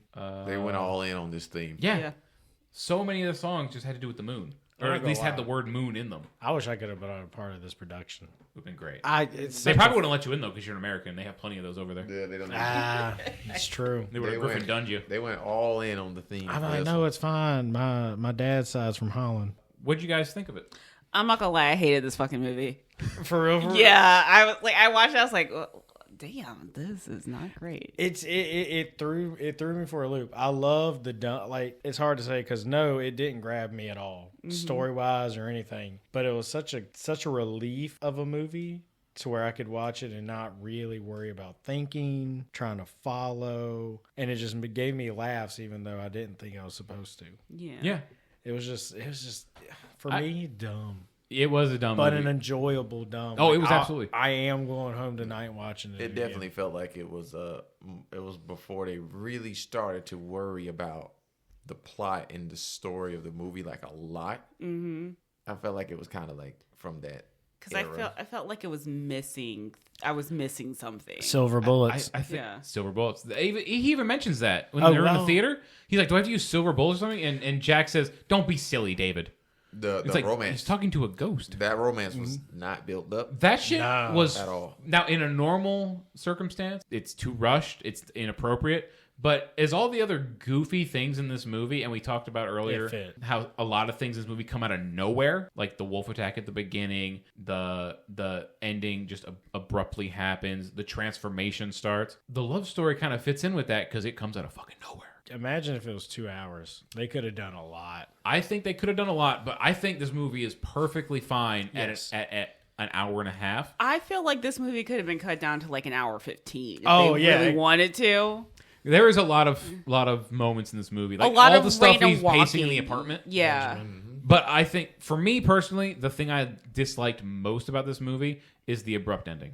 Yeah. Like, it just comes out of fucking nowhere. Like, if there had been a moment of, like, Dr. Hirsch walking up to Alex and just grabbing her to walk away, like, something like that, I think would have been a little better. Because it just fucking ends. It's just so quick. It's like there's no real... The resolution is the wolf is dead and the curse is lifted. That's it. All those people can finally go to rest. Or like even if they like would have like shot David, Alex is crying, and then you cut to like David's victims like finally like just vanishing. To show, Oh, to that- show yeah. for There's sure no that resolution. it's over. Yeah. Because now you just have to wait for lunch. Or- The or- Werewolf in Paris. Or, no. They literally just give you the climax of the movie, and then it's just Yeah. boom. Or It's done. No resolution. When he's dead, they're not disappearing because it cuts back to the hospital and there's Benjamin. or anything. Nicked.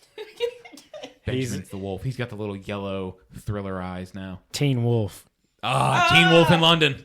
By the way, No. I definitely thought this movie might have been Teen Wolf when I first was at. So did my brother. Because I was just like, have I seen this movie before? And I went to look, and I'm reading like the description and thing, and it said horror, and I was like, oh, I don't do horror, and I was like, I might have to cancel all y'all because I do not watch horror movies, not because I'm scared, but because I have to sleep at night.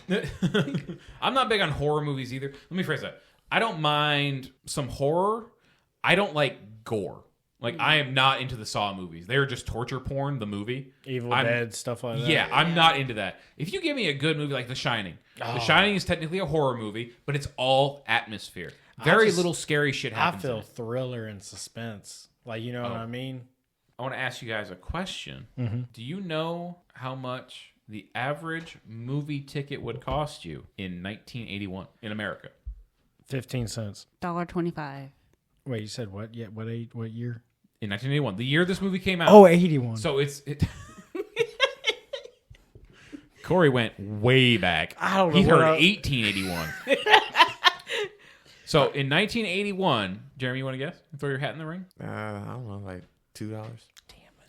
You said how much? $1.50. I'll give you another try. I'm going to go $1. Okay. Jeremy was the closest. So if we had gone to see this movie back in 1981, it would have cost us about $2.78. I would have been in the movies all day long. You couldn't keep me out. Now, I want to keep doing this for every movie we do. Okay. And at the end of the season, see how much it would have cost us, in quotes, to go to the movies in this season. Compared to going to them now. Yeah. Because Kinda. I'll tell you right now, we can watch this movie, what was it, 6, 7, maybe 8 times for the price of one movie now. But yeah, so it would have cost us about $2.78. Did you like this movie? Did you say? I did. Oh, I did. okay. I did like this movie. It was good. It was all right. Yeah. It was all right. I love the practical effects of it.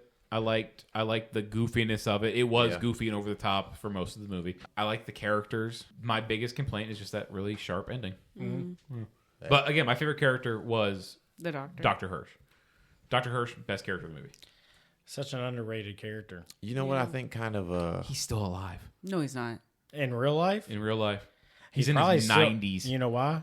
Because he's got a taxi ticket he hasn't paid yet, and he can't die until he pays great it. doctor. He's stuck. That was good, Corey.